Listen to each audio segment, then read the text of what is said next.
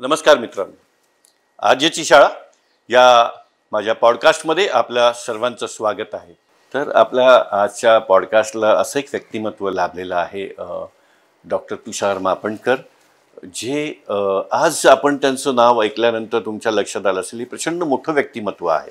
पण हे व्यक्तिमत्व यांचा जो प्रवास आहे आत्तापर्यंत जे तुम्हाला दिसत आहेत, ह्याच्या पाठचा जो प्रवास आहे लहानपणापासूनचा, तो आज आपण उलगडणार आहोत.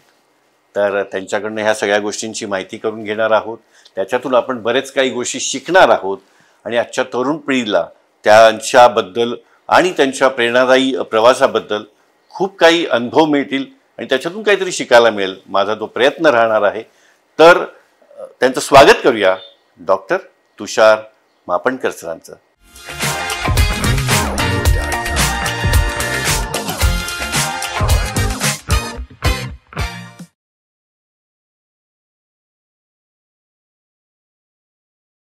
नमस्कार सर. नमस्कार, स्वागत आहे तुमचं. आपण सुरुवात तुमच्या बालपणापासून करूया. सर, तुमचं बालपण कसं होतं? आज प्रेक्षकांना ऐकायचं आहे तुमची बालपणाची सुरुवात आणि पुढचा प्रवास. आपण त्या टप्प्याटप्प्याने आपण त्याच्यावर डिस्कशन करूया. सर, बालपण कसं आहे की माझं बालपण जे होतं ते जनरली बांद्रा ईस्टमध्ये खेरनगर तिकडे चाळी होत्या, तर तिकडे माझं बालपण गेलं. की माझे वडील जे होते ते माझे वडील मिल वर्कर होते. मिल वर्क म्हणजे तुम्हाला माहिती आहे की गिरण कामगार आपण ज्याला पूर्वी म्हणायचो, गिरणी कामगार, तर तिथे ते होते. तर ते वडील ते ह्याच्या मिल वर्कर होते. आई होती, तीन भावामधला मी सर्वात थोरला. आणि त्यावेळी आमचे एक आजी आजोबा सुद्धा होते. म्हणजे शाळेत मी जायचो. आमची शाळा जी होती ती शाळा मराठी होती. सुदैवाने काय जे काही मित्र होते, मित्र-मैत्रिणी, ते अतिशय चांगल्या संस्काराचे. करेक्ट. आणि मग तिकडे जनरली आमची काय व्हायचं की कॉम्पिटिशन व्हायची, त्या की कोण चांगला अभ्यास करतो, कोण चांगला मार्क त्या वेळेत. आणि बेसिकली शिक्षक जे होते ते पण खूपच छान होते, सुरेख होते. असं होतं आमचं मराठी. करेक्ट. पण तुमचा जो प्रवास होता हा चाळ म्हणजे तुम्ही जे आता तुम्ही म्हणताय की तुम्ही चाळीत राहत होतात, त्यावेळीच्या चाळी म्हणजे मला वाटतं खूप छोट्या स्क्वेअर फीट मध्ये त्यावेळीच्या चाळी. हा एक प्रश्न बरोबर विचारला, कारण त्यावेळी जे माझा हा होतं का रूम होती ती साधारणतः एक 250 स्क्वेअर फूट जेमतेम असेल. त्याच्यात एवढी लोक, त्याच्यात आम्ही एवढे 6 लोक आम्ही राहत होतो. आणि बेसिकली आमचं घर ते ग्राउंड फ्लोअरला होतं. बरोबर. आणि तिथे आजूबाजूला मुलं खेळायचे आवाज. आणि चाळ म्हटलं की सगळे तिथे उपद्व्याप व्हायचे. करेक्ट. सगळे उपद्व्याप, सगळ्या प्रकारची मुलं, सगळ्या प्रकारची माणसं, हे सगळं मी जवळून बघितलंय. करेक्ट. तर त्याच्यामध्ये कसं असतं की त्यावेळेस आपल्याला काय करायचंय बालपणामध्ये, कसं असतं म्हणजे ऍक्च्युअली वाहवत जाऊ शकतो की आपण ते करू, हे करू, ते करू. परंतु बेसिकली जर तुम्हाला तुमचा का फोकस माहिती असेल की तुम्हाला काय करायचंय आणि तुमच्या घरची परिस्थिती माहिती असेल, तर मात्र तुम्ही डेफिनेटली याच्यातनं बाहेर पडू शकता. करेक्ट. तर असं आहे. आता कसं झालं की त्यावेळेस शिक्षक जे मी सांगितलं, तर तिथे शिक्षक अतिशय चांगले होते आमचे. आता त्यावेळेची एक गोष्ट मला आठवत आहे. एकदा काय झालं, एकदा शाळेमध्ये मला वाटतं मी चुकून का दुसऱ्या वर्गात बसलो होतो. अच्छा. काहीतरी शाळा लेट झाली होती, धावत मी गेलो आणि लगेच मी जाऊन बसलो. मग कळलं की अरे हा वर्ग दुसरा आहे. अच्छा. तर मी बाईंना सांगितलं की, तर म्हणलं नाही आता बस पुढच्या वर्गाला जा तिकडे. अच्छा. आणि मग मी तिथे बसलेलो आणि तिथे बसल्यानंतर ते आल्या शिक्षिका नवीन, आणि त्यांनी त्या काळात प्रत्येकाला प्रश्न विचारायचे की बाळा तू काय होणार, नाव सांग, आणि मग तू मोठे होऊन काय होणार, नाव सांग, तू मोठा होऊन काय होणार. सगळे उठ सूट डॉक्टर, इंजिनियर, सैनिक, पायलट, ह्याच्याशिवाय दुसरं काही माहित नव्हतं. करेक्ट. कारण त्यावेळी मोबाईल नाही, काय नाही, सोशल मीडिया नव्हतं त्यावेळी. त्याच्यामुळे या 4 सोडून बाकी कोणी काहीही करत नव्हतं. करेक्ट. आता काय होतं की हे 4च फक्त हे लोक सांगायचे. तर असं ते सगळ्यांना विचारत होते. तर तिथे मला नक्की आठवतंय, एक तिथे मुलगा होता आणि तो तिथे काय आमच्या कॉलनीतच राहायचा. त्याने हात वरून सांगितलं, नाव सांगितलं आणि त्याला विचारलं ना काय व्हायचंय, मॅडम झाडूवाला व्हायचंय. बाई झाडूवाला व्हायचंय मला. अरे बापरे. तर ते झाडूवाला म्हटल्यानंतर सगळे लोक, सगळी मुलं हसायला लागली. ते म्हणजे जस्ट एक मजा करायला, त्या बाईंची मजा करायला त्याने विचारलं. आणि ते बाई खूप अशा शिस्तीने कडक होत्या. त्यांना राग आला प्रचंड. त्या आल्या पुढे. आता आम्हाला वाटलं की आता ह्याला धपाटा बसणार. त्यांनी काही बोलले नाहीत. ते जाऊन त्याच्या डोक्यावर हात ठेवून सांगितलं की बाळा तुझी इच्छा हा परमेश्वर पूर्ण करो. ओ तुम्ही पण स्वतः काहीतरी सांगितलं असेल ना की मी डॉक्टर व्हायचंय, इंजिनियर व्हायचंय. तुम्हाला पण जेव्हा प्रश्न विचारला असेल त्यावेळी काय तुमचा फोकस होता? त्यावेळी मी ऍक्च्युली डॉक्टरच सांगितलं असावं. म्हणजे काय असतं की एक्झॅक्टली काय बोललं ते आता म्हणजे असं नाही आठवणार, परंतु कमी डॉक्टरच बोललो कारण की मी डॉक्टर सांगायचो एवढं निश्चित. का मग शाळा झाल्यानंतर मग शाळेत 10वी पास झालो. बरोबर. 10वीत मार्क चांगले मिळाले का जरा बरं वाटत होतं की बाबा माझं नाव लागलं शाळेमध्ये बोर्डावर वगैरे वगैरे. आणि त्याच्यानंतर मग सायन्स. ओके. त्यावेळी कसं असायचं की मार्क जरा चांगले मिळाले की सगळे सायन्स घ्यायचे. करेक्ट. मला सायन्स तर घ्यायचंच होतं. मला म्हणजे दुसऱ्या विशेष हे इंटरेस्ट नव्हता. परंतु त्या काळात ना आता काय माहितीये का, अगदी फक्त सायन्सला काही हे नाहीये म्हणजे फक्त हेच चांगलं असं नसतं. करेक्ट. आर्ट्स चांगलं आहे, कॉमर्स चांगलं हे आता सोशल मीडिया आल्यानंतर लोकांना कळलंय, त्यावेळेस ना माहित नव्हतं. बरोबर. आणि कसं असतं की माझी ना चित्रकला अतिशय उत्तम होती त्या काळात आणि मला खूप शौक होता चित्र काढायचा. बरोबर. मी रांगोळ्या काढायचो. रांगोळी प्रदर्शनमध्ये मी भाग घेतलेला. कित्येक मला वाटतं बक्षिसं पण मिळालेली आहेत मला खूप ह्याच्यामध्ये. खार जिमखाना, बँड जिमखाना वगैरे वगैरे. तर तिथे मी रांगोळ्या काढायचो, हे करायचो. म्हणून मला एक माझ्या अशा डोक्यात एक सुप्त इच्छा होती की आपण जे स्कूल ऑफ आर्ट्सला जावं. अच्छा. ते होतं माझ्या डोक्यात. परंतु काय होतं, बालपण आहे, पण तेवढं आपण पुढे विचार करत नाही. आपल्याला कोण सांगणार नसतं, गायडन्स नसतो, काहीच माहीत नसतं. त्याच्यानंतर मग 10वी झाल्यानंतर मग 11वीला गेलो. 11वीला गेल्यानंतर पहिली गोष्ट जी झाली माझ्यात ते म्हणजे मराठी मीडियम मधनं मी पास झालो. बरोबर. तर त्या मराठी मीडियमच्या नंतर हे जे आपल्या इंग्रजी मीडियम मध्ये जे होतं म्हणजे पुस्तकं होतं त्यामध्ये अक्षरशः पहिल्याच महिन्यामध्ये मी काय टीचरला विचारलं की हा की टीचर हा की जरा मला ह्याचं मिनिंग सांगा ना. करेक्ट. म्हणजे हे काय म्हणतात का मला हॉरिझॉन्टल माहित होतं का पण उभं मला माहित नव्हतं काय बोलायचं. ओके. ते म्हणाले अरे it is called as a vertical. Correct. Remember. म्हटलं ठीक आहे. म्हणजे त्या पद्धतीचं होतं. करेक्ट. इंग्रजी बोलणं तर दूरच, परंतु या पद्धतीने सहज होतं. मग त्याच्यानंतर पुढे पुढे झालं. त्याच्यानंतर 12वी झालो. आणि 12वी झाल्यानंतर मग मात्र पुढे आता एक प्रश्न होता की आता काय करायचं, कुठे जायचं. करेक्ट. तर त्याच्यानंतर 12वी झाल्यानंतर त्या काळात कसं होतं की आमची मेडिकलची ऍडमिशन जी होती ती ऍक्च्युली थोडी लांबणीवर होती आणि असं नव्हतं की मेडिकलला फक्त जावं. म्हणजे आताच्या सारखं त्या काळात अशा काही कॉम्पिटेटिव्ह एक्झाम्स नव्हत्या. परंतु कसं असतं की त्या मेडिकलचं जे हे होतं म्हणजे एक एक्झाम मेडिकलची म्हणजे ह्याला अप्लाय करा मेडिकल कॉलेजमध्ये, मग इंजिनिअरिंग कॉलेजमध्ये अप्लाय करा की मी IIT साठी पण अप्लाय केलं. फक्त IITची एक्झाम होती त्यावेळी. बरोबर. IIT एंट्रन्स आणि सगळं अप्लाय केलं सगळ्या ठिकाणी. IIT एंट्रन्सला मी पास झालो, क्रॅक झालो. अरे वा. आणि त्यावेळेस मला IITला मद्रासला ऍडमिशन मिळाली. अच्छा. त्यावेळी मद्रास म्हणायच्या, आता ते चेन्नई. तर ते मद्रासला मला ऍडमिशन मिळाली IITला.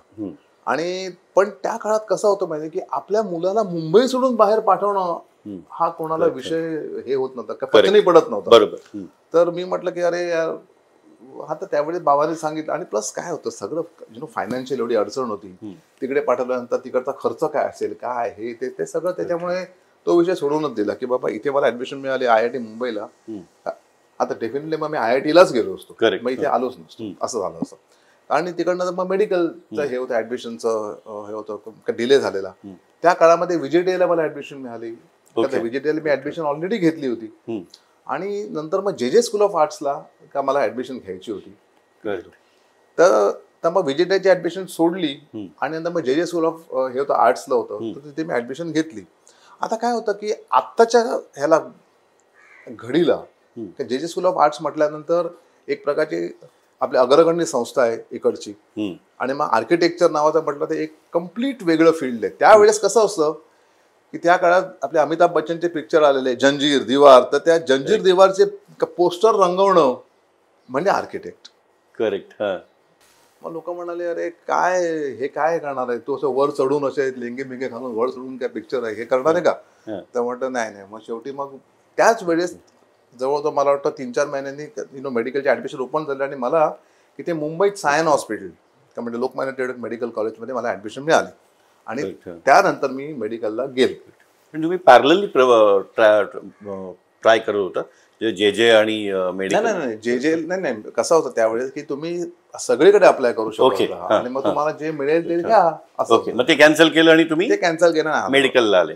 मला आठवते की IITचं जेव्हा माझं हे झालेलं काउन्सिलिंग, त्यामुळे मी IIT मुंबईला माझं काउन्सिलिंग झालं आणि मला म्हणाले ते की हा की तुला पाहिजे जी ब्रँच ती तिथे मिळते याला, तर जा तिकडे. मी म्हटलं no no, I don't want to go out. Correct.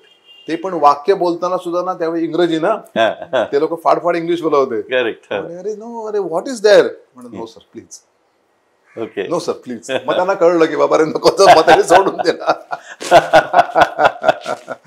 आणि माझा हा कारण मेडिकलच्या ह्याच्यात मी गेलो, एंट्री केली. करेक्ट. असं झालं.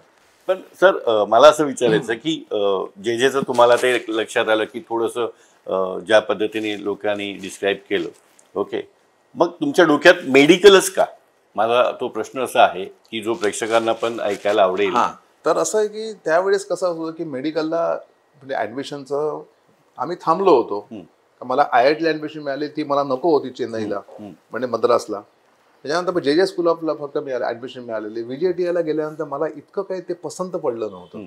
मी तिथे साधारणतः 15-20 दिवस घालवले, परंतु काय कशात काय पत्ताच लागत नव्हता. तर मी म्हटलं इट इज बेटर की आपण मेडिकलला जाऊ. तर तो विचार होता आणि प्लस डोक्यामध्ये होतंच की बाबा मला डॉक्टर तर व्हायचंय. बरोबर. असं होतं. सगळे एक प्रकारची द्विधा होती, परंतु म्हटलं ठीक आहे, आता मी डॉक्टरला जायचं तर मला चांगली इन्स्टिट्यूट मिळाली आहे, सायन हॉस्पिटल सारखी. तर तेव्हापासून मी ह्याला MBBSला प्रवेश केला. असं झालं. आता कसं होतं की MBBSला जेव्हा मी प्रवेश केला तेव्हा ऍक्च्युली ती जी कहाणी आहे ना ती अतिशय रंजक आहे. म्हणजे आता कसं होतं की MBBSला आता प्रवेश केल्यानंतर एक तर मराठी मीडियमचे मुलं, आणि आपण MBBSला गेल्यानंतर तिथे सगळं म्हणजे मला कळलं की MBBSला गेल्यानंतर तो जो आहे तो म्हणजे एक प्रकारचा महासागर आहे. तिथे इतकी मुलं इकडनं आलेली असतात विविध ठिकाणून आणि विविध ह्याची ब्रँचची, फाडफाड इंग्लिश बोलणारी, हे ते वगैरे वगैरे प्रोफेसर्स. त्याच्यानंतर तिकडची पुस्तकं एवढी जाडी जाडी, 11वी-12वीला एवढी पुस्तकं आणि ही एवढी. करेक्ट. बरोबर. 10 पटीने पण नाही, त्याच्याहून जास्त. आणि ते पण इंग्रजी सगळं होतं. म्हटलं आता हे काय करायचं कसं, पण अशी एवढी एक एक पुस्तक 2-2 किलोची पुस्तकं एक एक एवढी मोठी जड. तर अशी पुस्तकं घेऊन आम्ही फिरायला, आणि त्यातलं काय वाचायचं काय नाही काही पत्ता नाही. म्हटलं आता आपल्याला एक चालू केलं. त्याच्यानंतर मग डेड बॉडीज असतात, ह्याचं डिसेक्शन, नंतर हे बाकीचं सगळं जे असतं त्याच्यामध्ये माहोलमध्ये ना काय असतं की तुम्हाला ऍडजस्ट व्हायला ना बराच वेळ लागतो. स्पेशली तुम्ही जर असे असता मराठी मीडियमच्या, तर तिकडच्या बोलण्या, तिकडची सवयी, हे सगळं ऍडजस्ट करायला वेळ लागतो. त्यामुळे तिथे गेलो. त्याच्यानंतर कसं मी फर्स्ट इयर जे होतं ते मी पास केलं. फर्स्ट इयर पास झाल्यानंतर जेव्हा मी सेकंड इयरला गेलो तर ती सेकंड इयर जे होतं ती माझ्या आयुष्यातली पहिली कलाटणी, ती मी इथे सांगू इच्छितो. कारण second year MBBS was the thing that is the turning point of my life. Correct. आता कसं झालं, जेव्हा मी सेकंड इयरला गेलो त्या काळात त्यावेळी या टेक्स्टाईल मिलचे सगळे संप होते आणि त्या संपामध्ये सगळ्या मिल्स बंद पडलेल्या. एक्झॅक्टली. त्यामुळे त्या मिल्स बंद पडल्यानंतर काय झालं की त्या मिल्समध्ये कोणी वर्कर जात नव्हते, सगळे बाहेर होते, बाबाही बाहेर होते. तो काळ साधारणतः मला वाटतं आपले 1978-1900चा काळ होता. एक्झॅक्टली. तर त्या काळात सगळ्या मिल बंद, संप आणि सगळे बाहेर, एकही पैशाचं इन्कम नाही, काही नाही. आणि तो जो काळ होता ना त्या काळात एक्झॅक्टली मी ह्याचा ना फर्स्ट इयर पास होऊन मी सेकंड इयरला तुम्ही ऍडमिशन. आणि त्यावेळी त्या सेकंड इयरला गेल्यानंतर त्यावेळी काय असतं की सेकंड इयरला गेल्यानंतर की फर्स्ट इयर पर्यंत एक वेळ चालतं का, फर्स्ट इयर पर्यंत एक वेळ कसं असतं की आपलं साधं लिखाण, कोणी काय विचारलं तर ते बोलणं. परंतु सेकंड इयरला खरी कलाटणी अशी येते की तुम्हाला वॉर्डमध्ये प्रत्येक पेशंटच्या बरोबर त्याची हिस्ट्री घेऊन त्याच्यासमोर तुमच्या वर्गासमोर किंवा एक 20-25 हे असं मुलं असतात त्यांच्यासमोर उभं राहून तुम्हाला बोलावं लागतं त्या पेशंटविषयी सगळं. आणि नंतर मग ते हे असतात टीचर असतात आमचे प्रोफेसर्स, ते प्रश्नही विचारतात, तर ते तुम्हाला उत्तरं द्यावी लागतात. तर त्यावेळी पंचायत अशी झाली. म्हणजे त्यावेळी मला आठवलं की बाबा रे आपल्याला काही इंग्लिश थोडं बोलता येत नाही, मराठी आहे. आणि तिकडनं आम्ही बोलायला लागलो की प्रत्येक वाक्य आठवून बोलायला लागायचं. त्यावेळी ही जी मुलं असायची ना उरलेली आपल्या ह्याच्यातली इंग्लिश मिडियमची, तर ती अक्षरशः हसायची. अच्छा. तोंडावर हात ठेवून, मान खाली घालून, वेगवेगळ्या पद्धतीने, पण ते मला सगळंच दिसायचं. आणि आम्ही आलो की त्यांचं हसणं चालू. ओके. बोलणं सोडा, बोलणं पुढचं. ओके. आणि त्याच्यानंतर असं फील व्हायचं की यार आपण इथे कशाला आलो. त्यामुळे एवढा अपमान होतोय ऍक्च्युली. पण टीचर म्हणायचे अरे Y speak speak speak in English कमान. तर मी म्हटलं ठीक आहे म्हटलं. आणि त्यावेळेस मात्र अगदी डिमोरलायझेशन होतं की आपल्याला बाबा काही बोलता येत नाही, काही सांगता येत नाही. आणि प्रत्येक वॉर्डमध्ये प्रत्येक ह्याला हे असतंच, प्रत्येक दिवशी असतं. असं वाटायचं की आजचा दिवस ना कॉलेजला जाऊयाच नको, आजच्या दिवस आपण काहीतरी बाहेरच जाऊ, काय करू. पण काय करणार, कसं नाही करून चालणार. तर त्यावेळेस मला खूप डिमोरलाइज झालं. आता काय होतं की ही जी गोष्ट आहे ती आता आम्ही कोणाला सांगायची. करेक्ट. माझं मन कोणाकडे असं आपलं उघड करायचं. एक्झॅक्टली. तर त्यावेळेस असं व्हायचं की जर समजा मी घरी जाऊन सांगितलं आई वडिलांना की बाबा असं असं होतंय का, तर आई वडील काय म्हटले ठीक आहे. आई वडिलांना काहीच माहित नव्हतं बिचाऱ्यांना की ठीक आहे तुला जमत नाही तर सोडू. अरे पण कशाला सोडतात, ऑलरेडी एवढं फीस भरली आहे, काही झालंय. तर त्यावेळेस त्यावेळेस मला आठवते की बायोकेमिस्ट्री डिपार्टमेंटचे HOD होते, हेड ऑफ डिपार्टमेंट. तर ते प्रोफेसर महाराष्ट्रीयन होते. तर त्यांच्याकडे मी जाऊन बाहेर बसायचो, त्यांच्या केबिनच्या बाहेर 2-3 दिवस नुसतं बसायचो. असं वाटायचं की त्यांना भेटावं. आता एक दिवशी मी तिथे बाहेर बसलो असताना त्यांनी मला बोलवलं. अरे इकडे रे, येस टेल मी. सर म्हटलं मला असा असा प्रॉब्लेम आहे, मी असा हो म्हटलं मी तुला ओळखतो, फर्स्ट इयरला आहे, आपलं सेकंड इयरला आता आलाय. म्हटलं हो सर. पण आता काय माझा प्रॉब्लेम असा झाला आहे, त्यामुळे मला असं वाटतं की एक तर मेडिकल सोडून द्यावं, पळून जावं, असं सारखं माझ्या डोक्यात हे होतं, फिलिंग येते. तर त्याने मला सांगितलं अरे हे बघ की मी सुद्धा मराठी मीडियमचाच मुलगा आहे. अच्छा. मी एवढं शिकून आज इथे आलो आणि मी आज या खुर्चीवर बसलेलो आहे. याचं कारण का, कारण हे सगळं होत असतं म्हटलं, हे सगळं प्रत्येकाच्या आयुष्यात होत असतं. आणि काय होतं त्यावेळेची मुलं होती ना, आता एक तर मराठी मीडियम, गुजराती मीडियम मध्ये जे आले ते गुजराती मीडियमची, तर आता त्या सगळ्यांना वर्ण्या म्हणायचे, वर्णेक्युलर म्हणजे वर्णे. येस एक्झॅक्टली, शॉर्ट मध्ये वर्ण्या असं. तर मी त्यांना सांगितलं, मला म्हणाले हे बघ म्हटलं तुझी या कॉलेजची फीस कोणी भरली, तुझ्या वडिलांनी की त्यांच्या वडिलांनी. तर म्हटलं माझ्या वडिलांनी.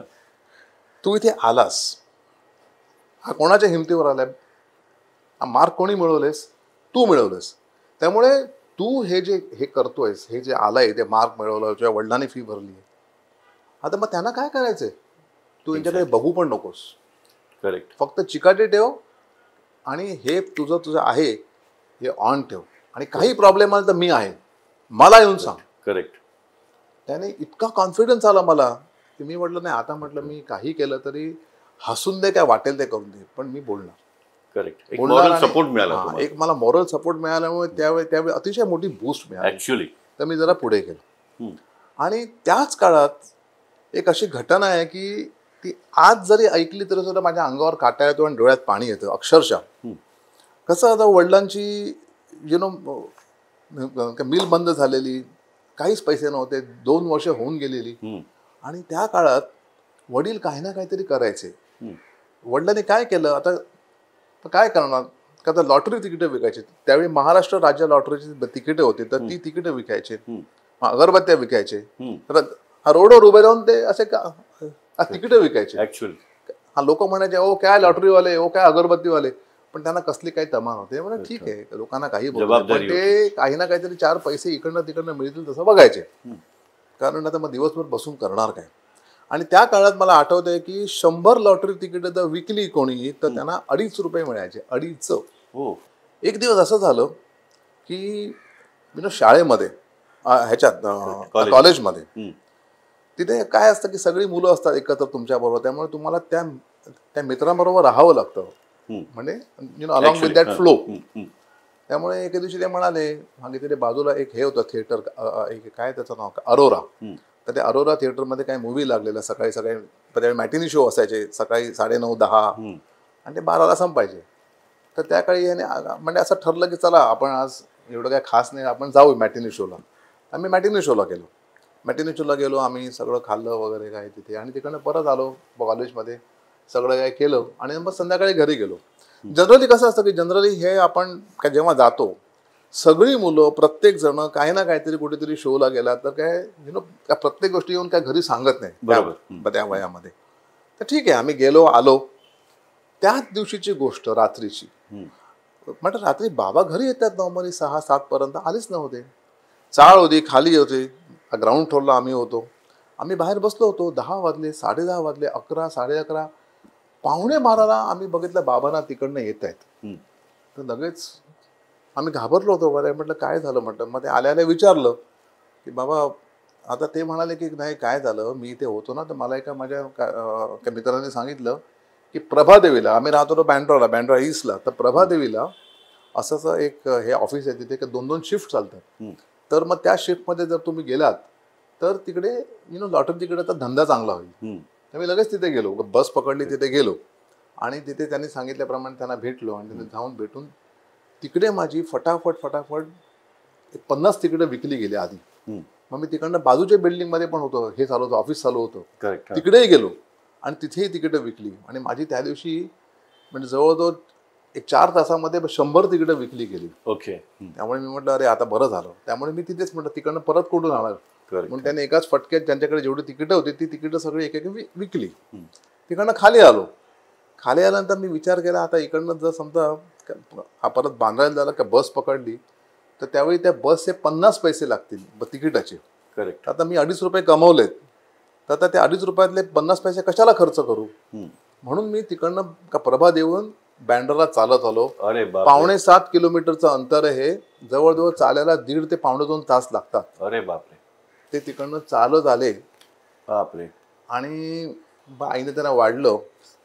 ते ऐकल्यानंतर माझ्या काळजाचं पाणी झालं अक्षरशः. म्हणजे मी असा विचार केला की यार, आज त्याच व्यक्तीने, त्याच माणसाने मला दिलेले पैशातलं मी आज 2.5 रुपये खर्च केले का 2 रुपये का 20 पैसे त्यावेळी असतील. आणि त्यावेळेस मी तिकिटाचे पैसे, नंतर आपण तिथे केलं होतं समोसे वगैरे नेहमी घेतात, ते सगळं मिळून जवळजवळ 2 रुपये मी खर्च केले त्यावेळेस. आणि तोच माणूस किंवा तीच व्यक्ती 50 पैसे वाचवायला तिकडनं चालत आला.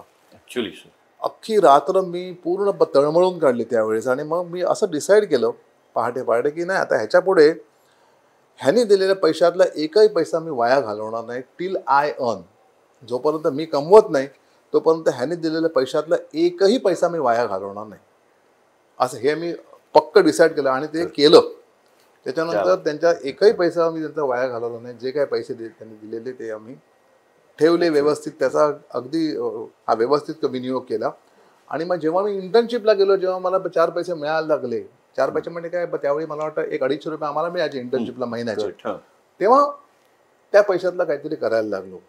आता मला काय होतं की या प्रसंगात एक सांगायचं आहे मला, पण स्पेशली मुलांना, की तुमचे आई वडील जे असतात ना, ते आई वडील तुम्हाला सगळं देतात. मग कोणाचे आई वडील गरीब आहेत, कोणाचे मध्यम वर्गीय, कोणाचे श्रीमंत आहेत, जे काय असतील ते तुम्हाला जे काही देतात, खाणं, तुमचे अभ्यासाचं हे, तुमचे कप, व्हॉट एव्हर, तर ते त्याचा वापर जो आहे ना तो अतिशय म्हणजे उत्तमरित्या करा. घेतलं फेकून दिलं असं करू नका प्रत्येकाचं. कारण काय होतं का त्या प्रत्येक ह्याला वस्तूला एक प्रकारची किंमत लागते, पैसे लागतात, आणि ते पैसे तुमच्या पेरेंटने दिलेले असतात, तुमच्या आईवडिलांनी दिलेले असतात, आणि त्याच्यामध्ये त्यांची मेहनत असते ऍक्च्युली. त्यांच्या मेहनतीचं नाही, पण ती जाण जेव्हा मुलाला येईल ना ऍक्च्युली त्यावेळेस तो मूल डेफिनेटली मोठा होणार. आणि त्या मुलाने नंतर आयुष्यात जरी पैसे कमवले करेक्ट तरी तो अनाठाई कधीच खर्च करणार नाही. सर करेक्ट मेसेज आहे, खूप टची मेसेज आहे हा, इतका इमोशनल मेसेज आहे की जो प्रवास म्हणजे अक्षरशः काठा येतोय अंगावर, की जो 50 पैसे वाचवण्यासाठी जो माणूस प्रवास करतो, चालत प्रवास करून आला. आणि सर ती अजून एक मोठी गोष्ट की ती जाण तुम्ही ठेवली, म्हणजे जे रात्रभर झोपले नाहीत तुम्ही, कारण तुम्ही त्या दिवशी 2 रुपये तर सहज उडवून आले होते, पण ते तुमचा पण मोठेपणा आहे त्याच्यामध्ये की ती जाण तुम्ही ते रिअलाइज केलं की माझी चूक झाली. आणि त्याच्यानंतरचा प्रवास सर कसा होता? ते झाल्या कसं झालं की त्याच वेळेस कसं होतं का, आता मिल होती आणि त्याच्यामुळे फीला पैसे नव्हते ऍक्च्युली. फीला पैसे नसल्यानंतर त्यावेळी काय फी काही एवढी जास्त नव्हती, तरी पण जे होते त्यावेळी मेडिकल कॉलेजचे फीला पैसे नव्हते का, पुस्तकं पण जेमतेम कम्पॅरेटिव्हली आता ना आता, पण त्यावेळी तर ती खूपच मोठी होती, त्यावेळी मोठी होती ती फी. तर त्यावेळेस कसं आलं की परत पैसे नसल्यामुळे बाबा मला घेऊन, आणि आमचं एक नातलग होते त्यांच्याकडे गेले आणि पण एका मित्राकडे. तर त्या आपल्या आधी नातेवाईकांकडे जेव्हा आम्ही गेलो तेव्हा आम्ही तिकडे गेल्यानंतर बाबाने सांगितलं की ह्याला असं असं हे करायचंय, ह्याला शिकतोय हा MBBS ला, सगळं सेकंड इयर, फीजला पैसे नाहीत वगैरे. त्यांनी काय सांगितलं, हम्म. अरे काय करायचंय, शिकून काय करणार आहे, MBBS वगैरे करून, कसली मोठी स्वप्न बघताय डॉक्टर वगैरे व्हायची, काही करू नका. का माझ्या ओळखीचे खूप लोक आहेत, का माझे क्लायंट पण आहेत, मी त्यांना सांगून ह्याला कुठेतरी घुसवून टाकेन, नोकरी लावेल, चिकटवून टाकेन. अरे बापरे. तर तिकडे तू, अरे हे बघ, तू एक काम कर, तू हे जागा सोडून द्या, काहीतरी 4 पैसे कमव, काय बाबांचा संप चालू आहे, काय चाललंय, कसली स्वप्न बघताय, असं सांगून ते मला म्हणाले की ठीक आहे. ते मला इतकं लागलं जिव्हारी, म्हणजे मी तर त्यावेळी लहान होतो. आणि नंतर मग घरी आईला सांगितलं. आई आमची अतिशय स्वाभिमानी. आईने सांगितलं ह्याच्यानंतर आपण काहीतरी करू, पण याच्यानंतर पुढे कधी जायचं नाही कोणाला काय मागायला, आपण काहीतरी करू. त्याच्यानंतर जो मला वाटतं आठवड्याभराने बाबांनी मला पैसे दिले, सांगितलं हे अरे फीज किती, एवढी फी आहे ते भर, आणि ते व्यवस्थित रिसिप्ट वगैरे घे. मी घेतो. तर मी यांना विचारलं की बाबा एवढे आले कसे पैसे, नाही नाही आले आले, त्यांनी काय सांगितलं नाही मला. मग मी कळलं, मग मी बघितलं की आईच्या हातात एकच बांगडी आहे. सोन्याच्या बांगड्याच्या आईच्या 2 होत्या, एकच बांगडी आईच्या हातात. आईला विचारलं मी, अगं हे काय झालं, नाही नाही म्हणजे ती जरा खराब झाली होती, धुवायला टाकली सोनाराकडे. त्यावेळी मी ठीक आहे म्हटलं, मानलं. पण 2-3 महिन्यांनी जेव्हा ती आलीच नाही, तेव्हा मला लक्षात कळून चुकलं की बाबा असं असं तिने केलं असणार. मी काही त्याला विचारलं नाही, परंतु ती बांगडी तिने विकली होती बाबांनी, आणि ते विकून त्यांनी जे पैसे मिळाले त्यात त्यांनी थोडे ठेवले खर्च पाण्याला वगैरे, आणि त्यातली त्या फीस भरली माझी, पुढे लागते. पण त्यांनी एक बांगडी तिच्या आईची विकली होती त्यावेळेस. म्हणजे असा हे जो हे होता. त्याच्यानंतर मग सेकंड MBBS झालो, थर्ड MBBS ला मी आलो. थर्ड MBBS आल्यानंतर म्हणजे that is a final year MBBS. तर त्यावेळेस आल्यानंतर अभ्यास आणखी वाढतो, आणि त्याच्यानंतर कसं असतं की आता आपलं एवढा अभ्यास करायला आपलं हॉस्टेल लागतं, की आपण हॉस्टेलमध्ये जाण्यासाठी परत फायनान्सचा प्रश्न आला, वडिलांची नोकरी नव्हती, हे ते. तर म्हटलं आता काय करायचं, म्हटलं ठीक आहे, म्हटलं आपण घरीच अभ्यास करू. आता कसं होतं की अभ्यास घरी करणं एक महाकठीण काम होतं, कारण दुपारी तर काय अभ्यास होऊ शकत नव्हता, छोटी जागा होती. का रात्री आपण बसायचं आपल्या घरी अभ्यास करायला, तर सगळं लाईट लावून कुठे बसणार, एवढ्या लोकांमध्ये सगळे झोपतायत. आमच्या बिल्डिंगच्या समोर ना एक शाळा होती, आणि शाळा अगदी नुकतीच बांधलेली. तर माझं लक्ष नेहमी त्या शाळेकडे असायचं. आता मी एक दिवशी बघितलं तिकडे जाताना की शाळेचा खालचा हे असतं कॉरिडोर, आणि खालच्या हे ना बाहेरचं प्रांगण त्यांचं आणि पॅसेज, तिथे एक सिक्युरिटी बसलेला असायचा, गुरखा असायचा. तर एक दिवशी मी त्याला विचारलं की साहब कितने बजे आते आपके वगैरे, आणि मग त्याप्रमाणे मी त्याच्या प्रिन्सिपलला जाऊन भेटलो. त्यांनी मला विचारलं काय, तर मग त्याला सांगितलं त्यांना की असं असं मी आहे, असं असं मी मेडिकल स्टुडंट आहे, असा मी फायनल MBBS ला, आणि मला फक्त अभ्यास करायला जा, नाही इधर कैसा हे पडेगा. तर नाही म्हटलं, म्हणजे आपल्या तुमच्या बाहेर जी जागा असेल कॉरिडोरची त्यात मी बसेन, मला तिथे चालेल.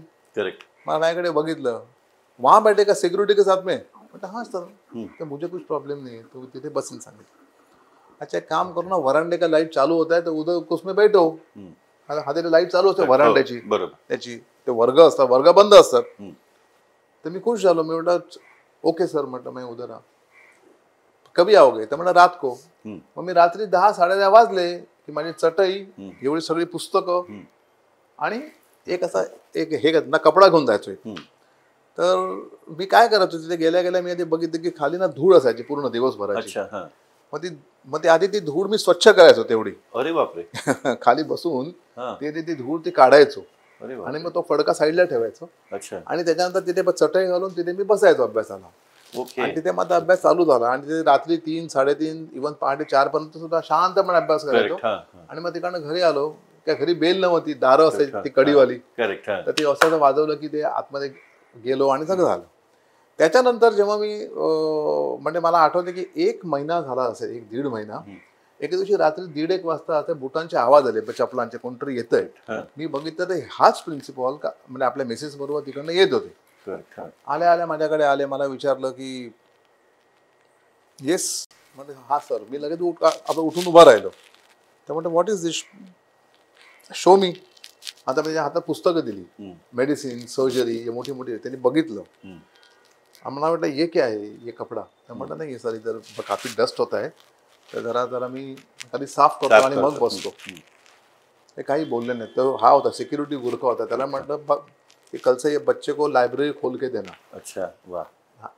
ये लाइब्रेरी के अंदर बैठो, इधर नीचे मत बैठो, खोलो खोलो अभी. म्हणलं मी त्यांनी एक लायब्ररी उघडली. मला म्हणाले की आगे तू कुठचाही कॉर्नर एक पकड, एक लाईट एक पंखा लाव आणि तिथे बसून निवांत अभ्यास कर. क्या बात, मस्त. त्यामुळे त्या माणसाचे खरंच खूप आभारी आहे त्या माणसाचे. ऍक्च्युअली तर म्हणजे त्यांनी मला असं एवढं त्यांनी मला सांगितलं त्या दिवशी. करेक्ट. आणि त्याच्यानंतर मग माझं झालं MBBS झालं. MBBS झाल्यानंतर बातमी करण्याकडे पहिल्यांदा पेढे नेऊन मी त्यांना दिले होते प्रिन्सिपलला. सर ये आपके लिए. अरे नहीं ऐसी जरूर नहीं नहीं सर, आपने इतना बड़ा मेरे लिए ये किया है. नहीं कुछ नाही. करेक्ट. म्हणजे अशी माणसं ना अशी टप्प्यावर भेटत गेली. टप्प्यावर मला भेटत गेली. फर्स्ट इयर MBBS ला तुम्हाला ते तुमचे जे सेकंड इयर MBBS ला मला जो हे HOD बायोकेमिस्ट्रीचा तो त्यांनी तुम्हाला मदत पुश केलं. अदरवाईज तुम्ही ती सोडली असती. आणि नंतर मग MBBS पास करणं हे असं काही आपलं इझी नसतं, कठीण काम असतं. जोपर्यंत तुम्ही म्हणजे मला वाटतं दिवसाला 14 तास तुम्हाला अभ्यास कमीत कमी. पण सगळी पुस्तकं एवढी वाचणं, ते लक्षात ठेवणं. आणि सर त्याच्यामध्ये सुद्धा घरची परिस्थिती, पैसे नसतात आणि ह्या सगळ्यावर मात करून अभ्यास पण करायचा आहे. कारण ती जिद्द पण आहे. कारण एकतर आपला समाज या सगळ्या गोष्टींचे विचार येतात. जसं तुम्ही मगाशी तो इन्सिडेंट सांगितला, तो इतकं टची आहे की ज्या माणसाने, ज्या नातेवाईकांनी तुम्हाला म्हणजे काय म्हणतात त्याला, लिटरली नाही म्हटलं पैसे देत म्हणून वगैरे, आणि त्याच्यातून परत त्याच्यावर मात करायची आहे आणि प्रूव्ह करायचं आहे की नाही मी हे करू शकतो. सर हा खूप मोठा संदेश आहे सगळ्याच आजच्या पिढीला की जो स्ट्रगल तुम्ही केलाय. सो हॅट्स ऑफ आहे सर या सगळ्या प्रोसेसला. ऍक्च्युली तुमच्याकडे फक्त जिद्द आणि चिकाटी पाहिजे. सक्सेस येणार म्हणजे येणारच. नियमितपणे तुमच्याकडनं तुम्ही जे काही प्रयत्न करताय ते प्रयत्न नियमित करत राहा आणि एक दिवस तुम्हाला त्याचं यश हे मिळणारच. करेक्ट. ह्याची ग्वाही तुम्हाला मी देतो. ऍक्च्युली सर म्हणजे हे ऐकल्यानंतर तर लक्षातच येईल की इतका स्ट्रगल तुम्ही करून आणि याच्यावर मात करून तुम्ही थर्ड इयर MBBS मग तुमचं मग थर्ड MBBS माझं झालं. त्याच्यानंतर मग पुढे माझी इंटर्नशिप चालू झाली. करेक्ट. इंटर्नशिपमध्ये गेलो. मग इंटर्नशिपमध्ये पण 4 पैसे मिळायला लागले. बरं वाटायला लागलं की आयुष्यातली पहिली कमाई चालू झाली माझी. 250-300 रुपये का होईना पण ऍटलीस्ट माझी पहिली कमाई चालू झाली आणि आरामात सगळं चालू होतं. त्यावेळी इंटर्नशिपमध्ये कसं झालं की RBI म्हणजे रिझर्व्ह बँक ऑफ इंडिया त्याने ऍड काढलेल्या मेडिकल ऑफिसर्स पाहिजेत आणि त्या ऍडला मी अप्लाय केला. इंटरव्ह्यूला गेलो का त्यांनी मला सिलेक्ट केला. मला लेटर आलं आणि मी RBIच्या BTC म्हणजे त्या बँकर्स ट्रेनिंग कॉलेज म्हणून प्रभादेवीला त्यांचं ह्याचं ना क्लास 1 ऑफिसरचं एक प्रकारचं कॉलेज आहे. करेक्ट. तिकडे मला मेडिकल ऑफिसर म्हणून अपॉइंट केलं. आणि तिकडे मी गेलो, अपॉइंट झालो. तिथे कसं होतं मला वाटतं 3 तासाचा फक्त माझा जॉब असायचा. करेक्ट. चांगले पैसे मिळायचे त्या काळात. 3 तासाच्या ह्याच्यामध्ये क्लास 1 ऑफिसर. आणि ते माझं सगळं झालं की तिकडेच त्यांचं हे मेस होती आणि मेसमध्ये जेवण म्हणजे अप्रतिम होतं. करेक्ट. म्हणजे आम्ही कधी हॉटेलमध्ये पण न गेलेली माणसं आणि तिथे ते बुफे वगैरे लावलेले असायचे. ऍक्च्युली असं वाटायचं अरे एवढे पदार्थ असतात खायला. आणि त्यावेळी मी तिथे जेवायचो पण असं नाही की नाही जेवायचं. आणि तिकडनं मग त्याने मला सांगितलं की आता आमची एक ब्रँच उघडते नाबार्ड म्हणून, त्याची एक RBIची एक ब्रँच आहे. तर आम्ही का तुम्हाला तिकडनं तिथे शिफ्ट करतो. आणि त्या वेळेस मला असं एक हे जाणवलं की त्यावेळेस हे व्हायचं 4 पेशंट बघितले असं सांगितलं ना, फक्त काय असायचं सर्दी खोकला ताप थोडी औषधं लिहून दिली जे आहेत ते, आणि जर कोणाला काय आहे प्रॉब्लेम येते त्यांना रेफरल करा. अच्छा. मी म्हटलं अरे हे असं रेफरल करत बसलो होतं का आयुष्यामध्ये ह्याच्यातच जाईल ना रेफरल. मग ते डॉक्टर नाही मेडिकल क्लर्क होतील ते मग मेडिकल क्लर्क्स. तर म्हटलं ह्याच्यामध्ये काय थ्रिल नाहीये. आणि मग त्या बँकेमधले जे होते सिनियर डॉक्टर्स ते कधी कधी भेटायचे ना, मी त्यांच्याकडे बघून माझ्याकडे हे असं मला नाही व्हायचंय. म्हणजे काय होतं सिडेंटरी लाईफ होतं ऍक्च्युअली. It's a job. तर म्हटलं नाही आपल्याला पुढे जायला पाहिजे. आपल्याला त्या म्हणजे आपल्या फॅमिली डॉक्टरांनी जे सांगितले ना ते बरोबर आहे. ते माझ्या मनात होतं. त्यावेळेस मी अप्लाय केलं ह्याला MS ला. आता त्यावेळी कसं होतं आता कुठे जावं ऍक्च्युली MD MS काय. तर मग ते मी अशी ब्रँच सिलेक्ट करायचं ठरवलं.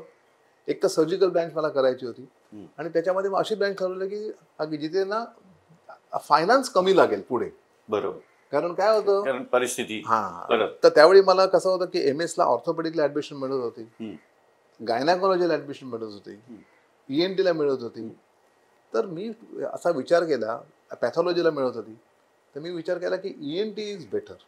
कारण काय, ENT मध्ये फक्त इयर नोज थ्रोट आहे आणि त्याच्यामध्ये विशेष खर्चिक काम पण नाही. करेक्ट.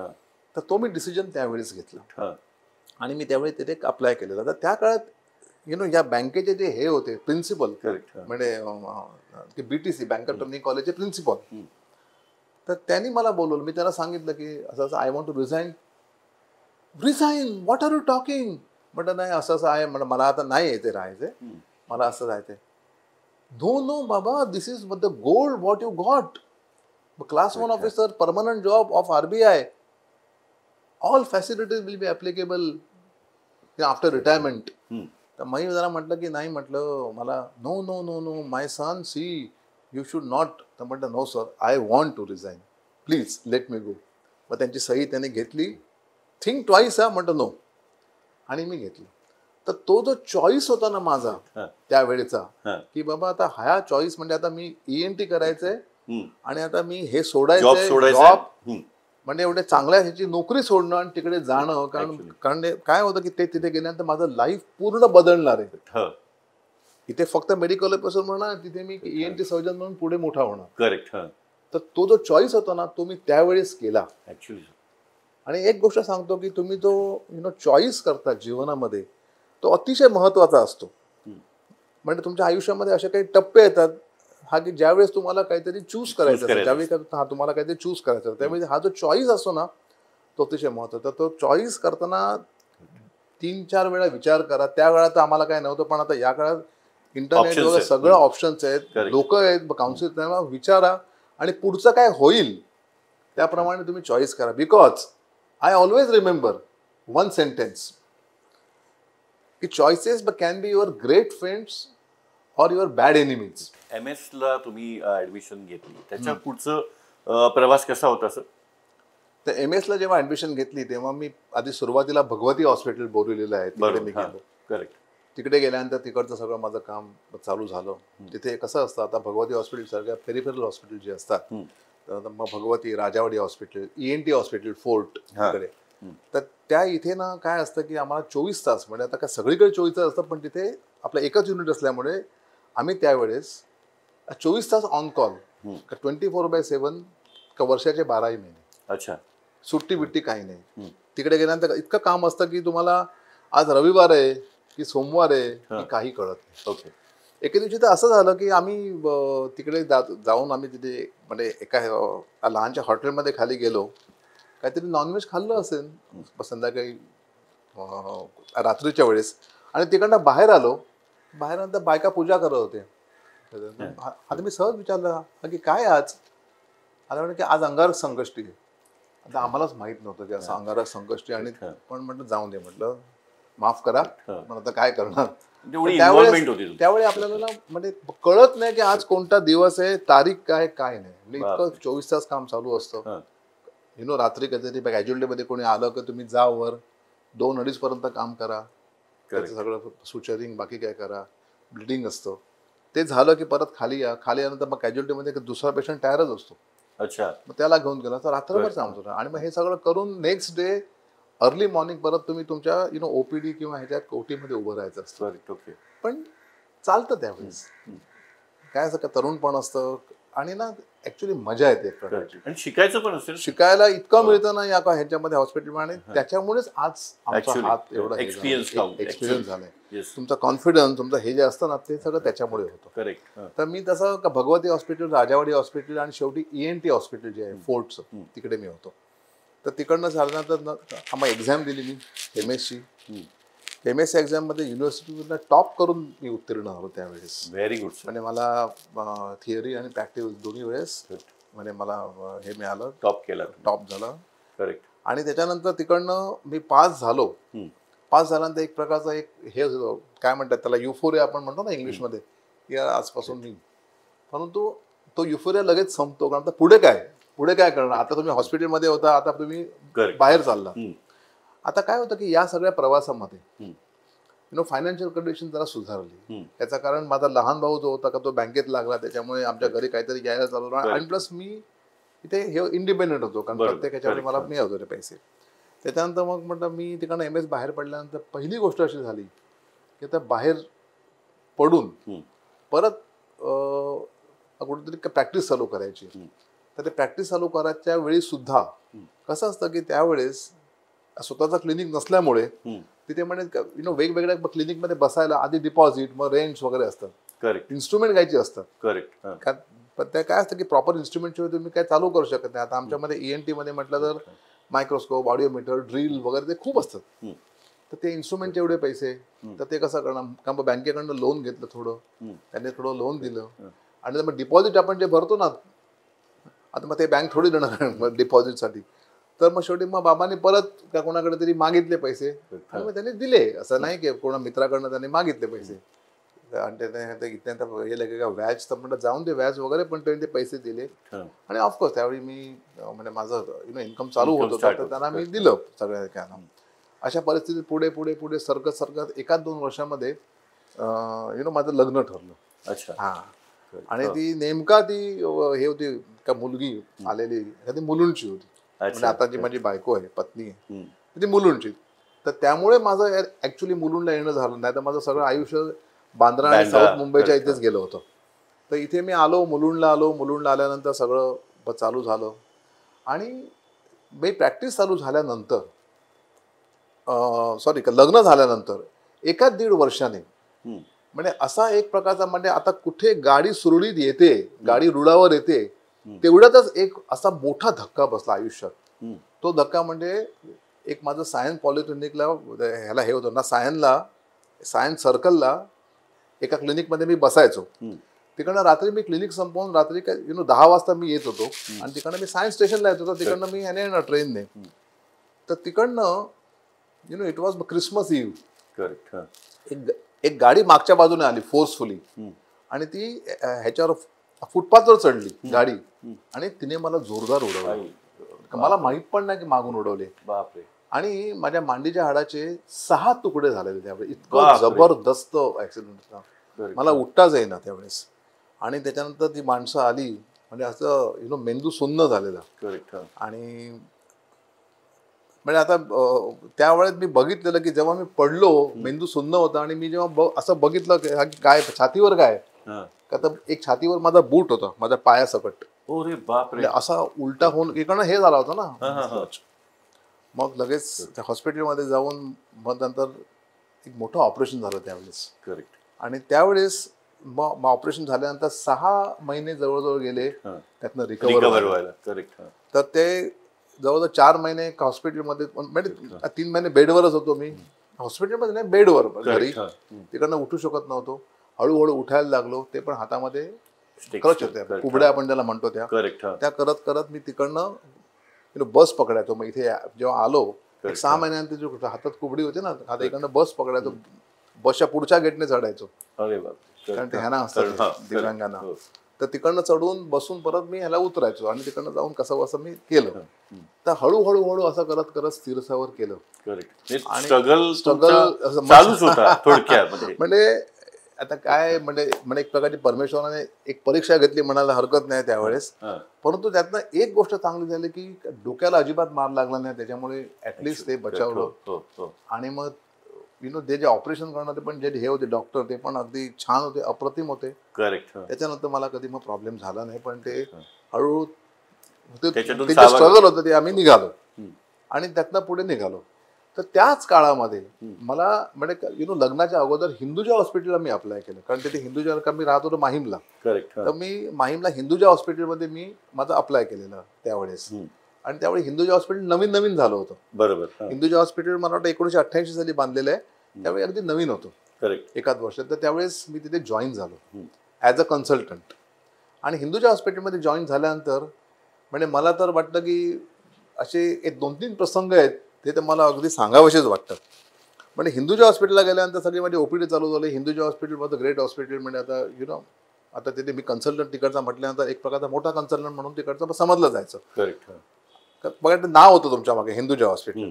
तर तिकडे मी गेल्यानंतर तिकडे काय झालं की आपल्याला हिंदुजा हॉस्पिटल तर्फे त्यावेळेस करेक्ट जनरल प्रॅक्टिशनरना किंवा त्या बाकीच्या लोकांसाठी जे असतात ना, तर त्यांच्यासाठी काही ते लोक लेक्चर अरेंज करायचे. आणि ते लेक्चर कसे होते की प्रत्येक क्षेत्रामधले, आता ENT असेल तर ते मला, ऑर्थोपेडिक्स असेल तर ऑर्थोपेडिक डॉक्टर, ते डॉक्टर ते बोलायचे. तर मी एके दिवशी मला सांगितलं एक लेक्चर घ्यायला, आणि मी तिथे गेलो. मी ऑडिटोरियम मध्ये उभा राहून लेक्चर घेतल्या. समोर जवळजवळ 300-350 डॉक्टर्स होते.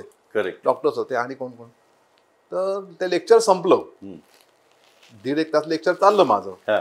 त्यावेळी प्रेझेंटेशन वगैरे काही नव्हतं, because they was no computer. कम्प्युटरवरून आलेले नव्हते. तर ते फक्त जे काय सांगेन मी तोंडी आणि तेच. तर ते प्रेझेंटेशन म्हणजे माझं हे झाल्यानंतर, लेक्चर झाल्यानंतर काही डॉक्टर्स मला भेटायला आले ऍक्च्युअली. आणि मी म्हटलं अरे ते सगळे माझे ते क्लासमेट्स. अच्छा. कोण क्लासमेट? जे मला सेकंड MBBS ला हसायचे खाली मान घालून, इंग्लिश मीडियम वाले. तर ते तिकडे आलेले. करेक्ट. आणि ते तिथे माझं भाषण ऐकायला दिले होते. म्हणजे जे मला हसायचे, इंग्रजी येत नाही, ते त्या दिवशी माझं भाषण ऐकायला आलेले. तर मी सहज माझ्या डोक्यात विचारलं की काय म्हणतं काय असतं. मग ते म्हणायचे अरे यार का तू इतना बड़ा हो गया यार, तू हिंदुजा हॉस्पिटल में गया, तेरा नाम देखा हम बोले की चलो जाएंगे. ते लोक त्यावेळी ते जनरल प्रॅक्टिस करत होते. पण ते माझं लेक्चर आलं, मला त्यांनी कॉंग्रॅच्युलेट केलं, बोलले अतिशय मोठ्या मानाने, म्हणजे मान देऊन बोलले वगैरे वगैरे. ते एक झालं. पण सर या निमित्ताने मी तुम्हाला सांगेन की एक मेसेज तुम्ही द्या. कारण त्याचं कारण असं आहे की मराठी मीडियम मध्ये शिकून ते म्हणजे जो प्रसंग तुम्ही सांगताय, तेच मला सांगायचं की मराठी मीडियम मध्ये जरी तुम्ही असलात, करेक्ट, तरी तुम्ही स्वतःला कधीच कमी मानू नका. कधीच. सर हे उदाहरण आहे लोकांसमोर. सर कधीच कमी मानू नका. जरी तुम्ही मराठी मीडियम मध्ये असतात तरी कधीच कमी मानू नका. तुमच्यामधला आत्मविश्वास आणि काय आहे ते महत्त्वाचं आहे. हॅट्स ऑफ आहे. कारण तुमचा आत्मविश्वास, आणि तुम्ही आता काय असतं, आता साहजिकच आहे मराठी म्हटल्यानंतर इंग्रजी तुम्हाला नाही येत, परंतु इव्हन इंग्रजी मीडियम मध्ये शिकलेल्या मुलांना सुद्धा इंग्रजी बरोबर बोलता येत नाही. जर तुम्ही उभं केलं स्टेजवरती किंवा इंटरव्ह्यूला तर त्यांना बोलता येत नाही. म्हणून माझं तर असं सांगणं आहे ह्याच्याद्वारे की मराठी मीडियम मध्ये जरी तुम्ही शिकले असाल किंवा काहीतरी, तुम्ही जेव्हा तुम्ही ह्याच्यात असता, शाळेमध्ये असता, तेव्हा एक क्लास जो असतो इंग्रजीचा तो तुम्ही जरूर लावा. इंग्रजी कसला क्लास? फक्त पुस्तकं आणि ह्याच्या व्याकरणाचं नव्हे, तर इंग्रजी बोलणं, इंग्रजी वोकॅब्युलरी आणि तुमचं स्पीकिंग. करेक्ट आहे सर. तर ते लावल्यानंतर का तुमच्यामध्ये जो आत्मविश्वास येतो, तर तुम्ही काय करता की इंग्रजी भाषा ही ऍक्च्युली इंटरनॅशनल आहे. तुम्हाला बाहेर गेल्यानंतर तुम्हाला इंग्रजीशिवाय दुसरा पर्याय नसतो. पण तिकडे तुम्ही म्हणजे हे काय म्हणतात त्याला, कॉन्फिडन्स व्हायला किंवा आत्मविश्वासाला तुम्हाला इंग्रजी हे बोलता आलं पाहिजे आणि अतिशय उत्तमरित्या बोलता आलं पाहिजे. तर तुम्ही कुठेही दुनियेत कोणत्याही क्षेत्रामध्ये छाप पडू शकता. एक्झॅक्टली. करेक्ट. मराठी तर आलंच पाहिजे, त्याबद्दल तर दुमतच नाही. परंतु इंग्रजी, आता मी काय करतो, मी माझ्या काय जेवढे पेशंट येतात ना महाराष्ट्रीयन, सगळ्यांची मराठीत बोलतो. क्या बात आहे. ते कधी कधी माझ्याबरोबर इंग्रजीमध्ये बोलतात, तरी मी मराठीमध्ये बोलतो. करेक्ट. तरी मी मराठीमध्ये बोलतो. हा महत्वाचा मुद्दा आहे सर. हा आपल्या प्रेक्षकांसाठी पण महत्वाचा मुद्दा आहे सर. मी कधीच इंग्रजीमध्ये बोलत नाही. करेक्ट आहे सर. असं आहे माझं. तर एक ते झालं. हिंदुजामध्ये असताना आणि एक घटना घडली की हिंदुजामध्ये असताना एक जण आले होते मला कान दाखवायला, आणि त्यांचं ऑपरेशन केलं मी कानाचं हिंदुजामध्ये. ती व्यक्ती कोण होती की बँकर्स टर्निंग कॉलेजचे प्रिन्सिपल, ज्याने मला सांगितलं ना, यहाँ पे छोड़ के मत जाओ, दिस इज गोल्ड. अच्छा. अरे अरे तू इतना बडा हो गया. म्हटलं आय डिडंट नो. ते आले होते कान दाखवायला, आणि नेमका त्या दिवशी माझी ओपीडी होती. करेक्ट. हिंदुजामध्ये सगळे लोक येतात ना, ऍक्च्युली असं झालं. तर ते एक मी बघितलं सेकंड, आणि मग त्यांचं मी ऑपरेट केलं. ते मला नाही that decision was good, I was wrong, I am really proud of you son, मला म्हणाले. ते साऊथ इंडियन होते ऍक्च्युली. नंतर तिकडे असताना आजूबाजूचे लोक केव्हा तरी आम्हाला व्हिजिटला बोलवायचे. त्यावेळी असं व्हिजिटला जाणं न येणं ते मॅन्डेटरी होतं. तर एके दिवशी दादरच्या एरियात कुठेतरी एक बिल्डिंग होती, उंच अशी बिल्डिंग होती. त्या काळात काय टॉवर वगैरे नव्हते, पण तिकडे मी एक दिवशी व्हिजिटला गेलो. आणि व्हिजिटला घेताना मी टॅक्सी केलेली, आणि मी टॅक्सी करून तिकडे गेलो व्हिजिटला. आणि तिथे व्हिजिटला त्या काळात सिक्युरिटी होते आणि नावं लिहायची सिक्युरिटी. ती जी व्यक्ती होती मला घेऊन जाणारी तिकडनं राहणारे, ते आले हिंदुजा आलेले, आणि ते मला घेऊन गेले तिकडे. आणि ते म्हणे चल का डॉक्टर साहेब की मेरे साथ चलो. तर तिथे गेल्यानंतर कधी सिक्युरिटीने एंट्री केली, सिक्युरिटीने सलाम मारला आणि मग तो सिक्युरिटी माझ्या मागे आला. म्हटलं साहेब, म्हटलं हां बोल. साहेब तुमचं नाव का तुषार महापणकर? म्हटलं हो. का रे? तर म्हटलं का तुम्ही या शाळेमध्ये होता का न्यू इंग्लिश स्कूल म्हणून बांद्राला होती ती?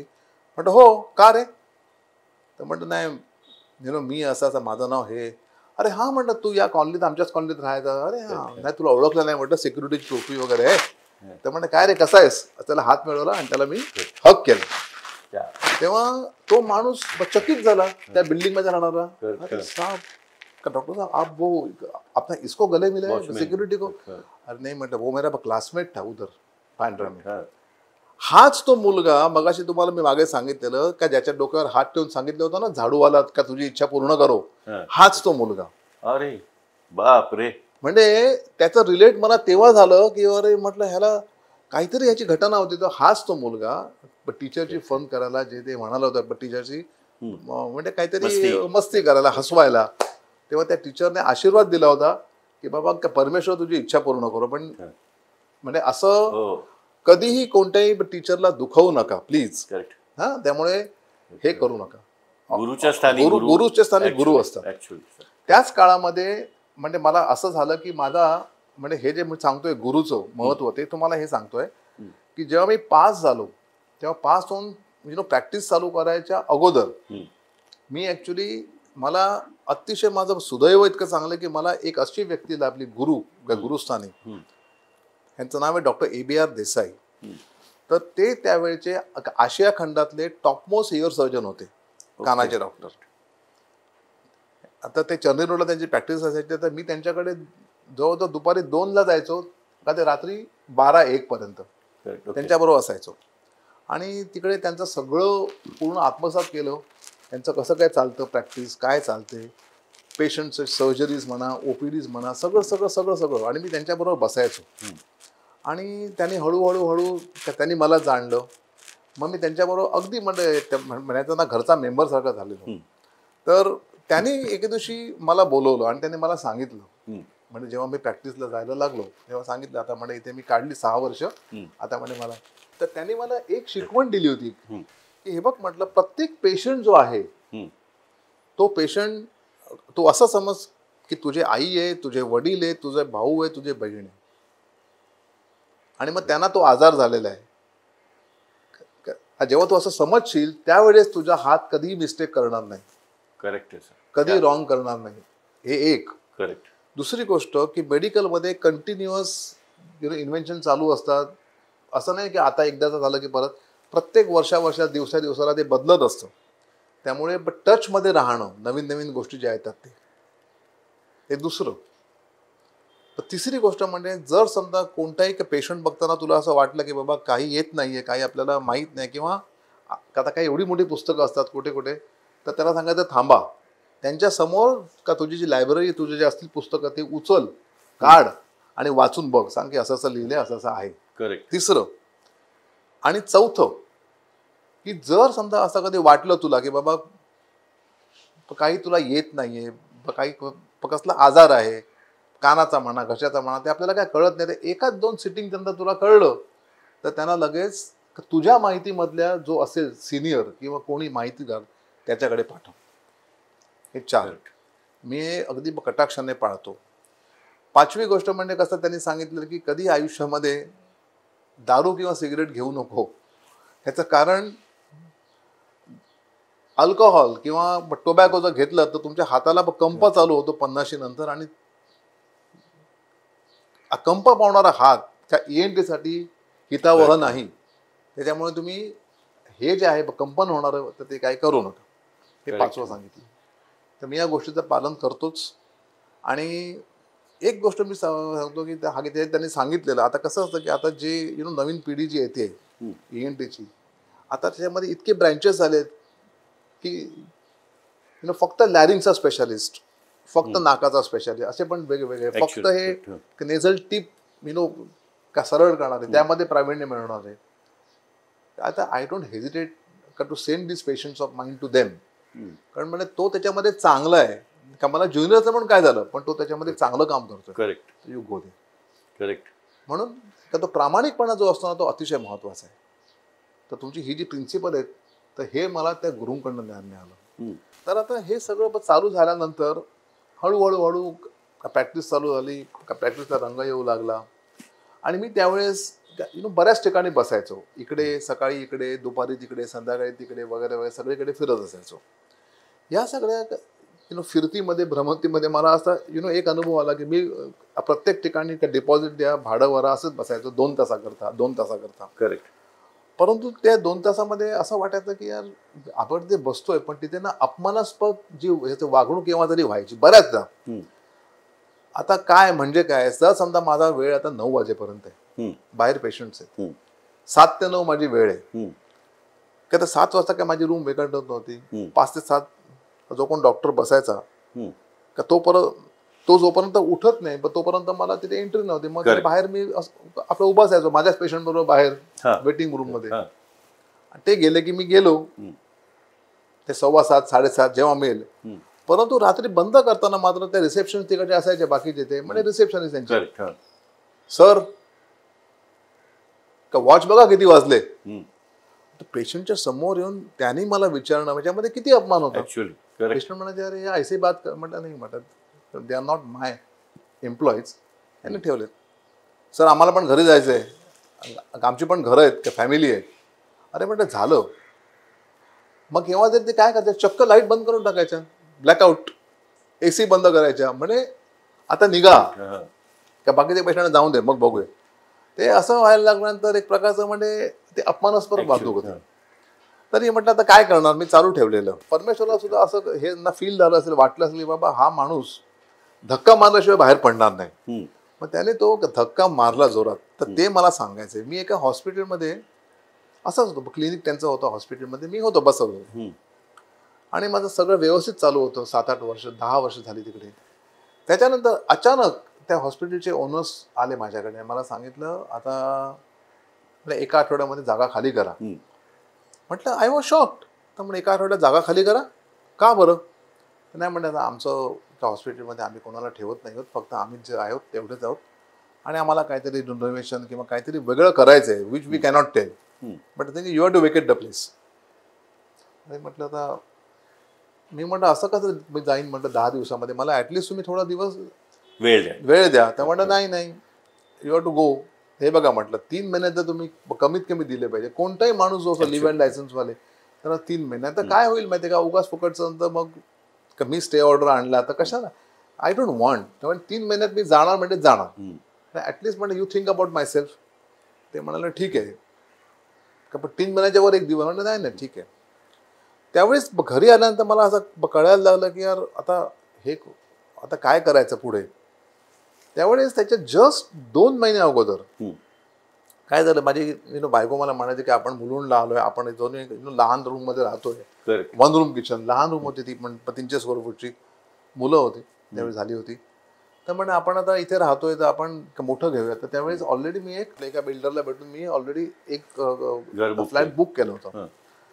तर आता ते बुकिंग झालं आणि लगेच मला ह्याने सांगितलं जा म्हणून. तर म्हटलं ताळमेळ कसा बसणार, कारण काय जर प्रॅक्टिस असेल तर काहीतरी हे होईल ना, अर्निंग होईल आणि काय. तर आपण तर शेवटी मग मी काय बिल्डरला सांगितलं अरे बाबा रे असाचा माझा प्रॉब्लेम आहे.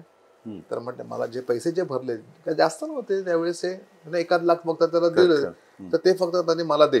त्याने माझ्याकडे बघितलं आणि त्याने मला अक्षरशः ऑन द स्पॉट 1,01,000 रुपये, पण 1 रुपया पण हे नाही ठेवला नाही, त्याने मला दिलं. मला म्हण डॉक्टर साहब एक बात ध्यान में रखो, पहले दुकान बाद में मकान. अच्छा, जो आप कर रहे वो बराबर कर रहे. परफेक्ट. म्हटलं हा सर, म्हटलं अँड थँक्यू सो मच. आणि तिकडनं मी ते घेतले आणि तिकडनं आलो. आणि मग मी हिला सांगितलं बायकोला की म्हटलं आपण क्लिनिक कोणतंही घेऊया म्हटलं, कारण म्हणते नाही आपण आता काय करू, नाही घराचं म्हटलं घर नंतर होईलच, परंतु ह्याच्यानंतर म्हणजे मी असं नाही राहणार, कोण उठा राहा असं मला पाहिजे. लहान जागा का असणार स्वतःची, पण तिथे मला कोणी येऊन सांगणार नाही. ऍक्च्युअली तिकडे माझ्याकडे जे काय मला तिथे ठेवायचे आहेत, इन्स्ट्रुमेंट, स्कोप्स, TV, सगळं मला तिथे ठेवता येईल, सगळं दाखवायला. आणि मी तिथे किती वेळ बसू शकतो, रात्री किती वाजले जरी बसू शकतो काही, it's my on place. Actually अशा ठिकाणी आपण काही ना काहीतरी करायचं. आणि फॉर्च्युनेटली मला एक जागा तशी मिळाली. मी लगेच तर ती जागा जी होती ती अगदी बघता क्षणीच मला आवडली होती. परंतु त्याने काय केलं, त्याने मला सांगितलं हा की त्या जागेचे रेट सांगितलं. तो रेट त्यावेळेच्या 2.5 पटीने होता. अच्छा. दुप्पट पण नाही, 2.5 पटीने.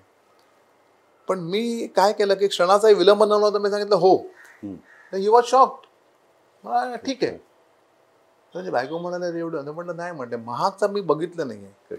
ही जागा आपण राहण्यासाठी घेत नाही होत. ही जागा अगदी मोक्याची जागा आहे.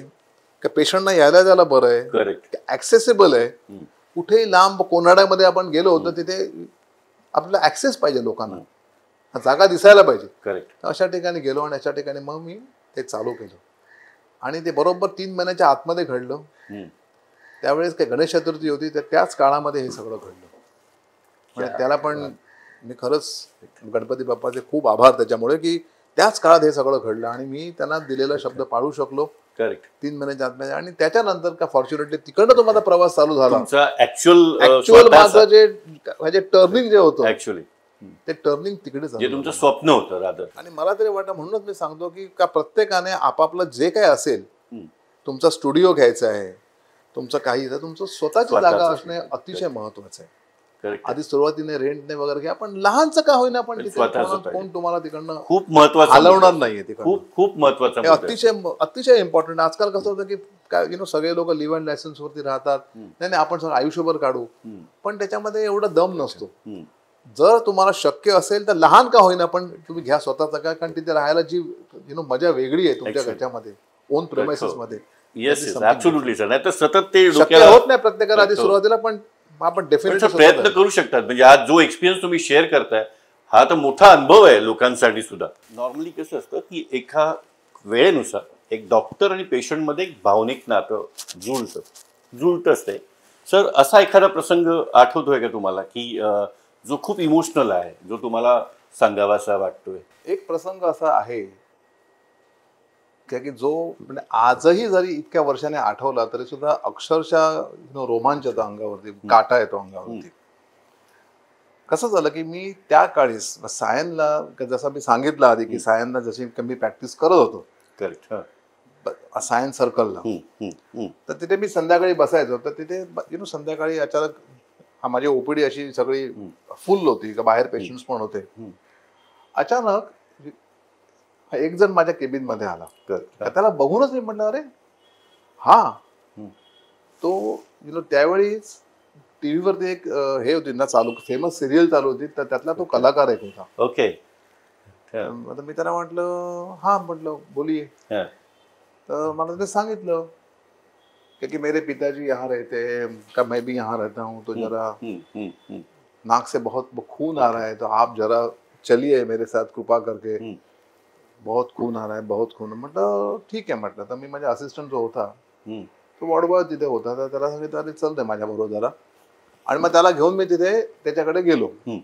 बाकीच्या पेशंटना मी थांबवलो, कारण आता एवढं नाकात रक्त येते. तर मी तिथे त्या होम व्हिजिटला 2 बिल्डिंग सोडून गेलो. त्याचा 3रा माळ्यावर फ्लॅट होता. 3 माळ्याची बिल्डिंग होती, पण 3ऱ्या माळ्यावर तिचा फ्लॅट होता. आणि त्या फ्लॅटमध्ये इतका मोठा फ्लॅट होता, 3-4 बेडचा असेल कदाचित. तो मला आतमध्ये घेऊन गेला आणि आतमध्ये त्याचे वडील तिथे होते. वडील झोपलेले, सगळीकडे रक्त, ते बिछाण्यावर पडलेलं, भिजलेलं सगळं रक्त रक्त रक्त. मी बघितलं तर रक्त येत होतं. लगेच मी याला सांगितलं आणि त्यांना कमी नाकामध्ये पॅक घातला. कारण काय होतं अशा वेळेस ना आपण नाकामध्ये एक प्रकारचा पॅक घालतो, तर तो पॅक घातला नाकामध्ये आणि ते रक्त शेवटी थांबलो. 15-20 मिनिटं ते प्रयत्न करून रक्त थांबलं. त्यांना म्हटलं की कदाचित ह्यांचं बीपी जास्त असेल आणि त्यामुळे हा रक्तस्राव होतोय. आणि हा उनका बीपी चालू आहे, लेकिन पता नाही दवा नाही. म्हटलं एक काम करू आता, म्हटलं पॅक घातलेला आहे सर, आपण कोणत्या पेशंटला घरी ठेवत नाही. It is better to admit in the hospital. तर मैं सांगितलं ऍडमिट करने की जरूरत है. नहीं कोई बात नहीं, ऍडमिशन नका करू, इथेच राहून दे. मी म्हटलं अरे, मी म्हटलं असं नाही ऍडमिट. तरी मी त्याच्यावर लिहून दिलं पेपरवरती, कारण म्हटलं असं नको व्हायला की त्याने आपलं ऍडमिट केलं नाही तर लिहून दिलं की ऍडमिट करायचंय. आणि लिहून दिलं. आणि ह्याला सांगितलं माझ्या असिस्टंटला हा की त्यावेळेचे आमचे जे काही चार्जेस असतील होम व्हिजिट त्याच्याकडे घे. आणि मी माझं सामान जर हे करत होतो तेव्हा तो आला की सर आणि त्याने सांगितलं की हम दे नहीं सकते. अच्छा. तर मी त्यांना म्हटलं येस, म्हटलं क्या हो गया, what is the problem. Sir हम बहुत गरीब लोग हैं, हमको माफ करिए. अरे आता हे मनाला पटलं नाही की त्यावेळेचा तो तिकडचा ते हे होता टीव्हीवरचा कलाकार आणि एवढा मोठा फ्लॅट, करेक्ट. हम दे नहीं सकता है. अरे म्हटलं नाही नाही हम गरीब आहे, हम सगळं गरीब आहे, माफ करो माफ करो. मी म्हटलं जाऊन दे, म्हटलं ठीक है, म्हटलं ऍटलीस्ट एक काम करो, उनको लेके हॉस्पिटल में जाओ, इधर सैन. नहीं हम गरीब है. अरे अरे म्हटलं गरीब है तो बाजू में सैन हॉस्पिटल है, हाँ तो उधर लेके जाओ ना.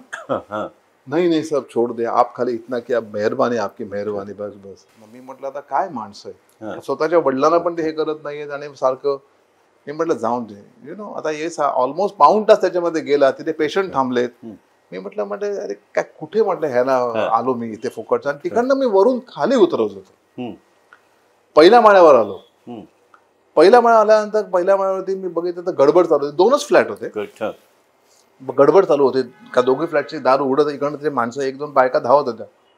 मला वाटलं काहीतरी गडबड आहे. तर मी म्हटलं काय झालं, तर म्हटलं नाही, आता तिकडे एक मूल आहे, ते पडलंय, बोलत नाही काय. आता त्याला मी सांगितलं मी डॉक्टर आहे, म्हटलं मी जस्ट येऊन बघू का. हा आई आई. मी बघितलं लहान मूल होतं, मला वाटतं 1 वर्षाचा पर्यंत असेल, 1 वर्ष पण किंवा त्याहून लहान असेल. आणि मी त्याला बघितल्या क्षणीच मला कळलं की ते मूल पूर्ण काळं निळं पडलेलं. आणि त्याची आजी फक्त होती घरामध्ये, आजी हलवते, श्वास बंद होता, काही नव्हतं. आणि नंतर मी बघितलं तर आजूबाजूला हे तुम्हाला माहिती आहे का, पूर्वीच्या काळी ते पाटी असायची, कारण ते गोट्या माहिती आहे सरकवायच्या, गोट्या मोठ्या मोठ्या. तर त्याप्रमाणे त्या गोट्यांची पाटी आणि तिथे होती, आणि त्या गोट्या पण होत्या 4-5. तर एक प्रकारचं इंट्युजन मला आलं की बहुतेक ह्याने एखादी गोटी घातली आणि ती तोंडात गेली काय असले. ह्याला म्हटलं एक काम कर, ह्याला का पटकन उचलतो, असिस्टंट होता ना, त्यामुळे पाय पकडून उचल, त्याला वर असं उचललं. आणि मी त्याला तोंड उघडून त्याच्यात तोंडात हात घातला. आता काय होतं, हे सगळं फील्ड माझं आहे ना, कान नाक घसा, मला माहिती आहे. आणि नेमका माझा डाऊट बरोबर होता, माझ्या हाताला का ती गोटी लागली आतल्या बाजूला. मी आतमध्ये हात घातला का थोडंफार याचे ते ब्लिडिंग झालं, पण ती गोटी काढली मी. ती गोटी त्याची श्वास नलिकेच्या वरती अडकलेली, गोटी खटकन निघाली. आणि ती काढल्या तरी पण ह्याचा श्वास बंदच. त्याला ठेवला, जोरजोरात थप मारलं, हे केलं ते केलं. आणि शेवटी अचानक असं झालं आणि तो मूल एकदम असं रडायला लागलं. मी म्हटलं झालं, म्हटलं माझं काम झालं म्हटलं. आणि मी विचार केला की एक 10 सेकंद उशीर झाला असताना, 10-15 सेकंद ते मूल हाताला लागलं नसतं. तर मी तिथे बसलो, माझे हात अक्षरशः कापत होते, घाम आलेला, खाली जमिनीवरच बसलेलो मी. मग जमिनीवर बसून राहिलो. म्हटलं थांबा, म्हटलं आधी मला. मग शेवटी म्हटलं मी असं विचार केला की परमेश्वरने आज काय काम केलं माझ्या हातून. हो सर, ऍक्च्युली पुण्याचं काम करून घेतलं की तो जो हा होता, तो ऍक्टर वरचा जो असेल तो, तर त्याच्या निमित्ताने माझ्याकडे बोलवून घेतलं. आणि ते पण ENTच्या डॉक्टरला बोलवलं हे असताना. ऍक्च्युली सर, बाकीच्या डॉक्टरला हे जमलं नसतं आणि त्याच्या डोक्यात पण आलं नसतं असं करायचं.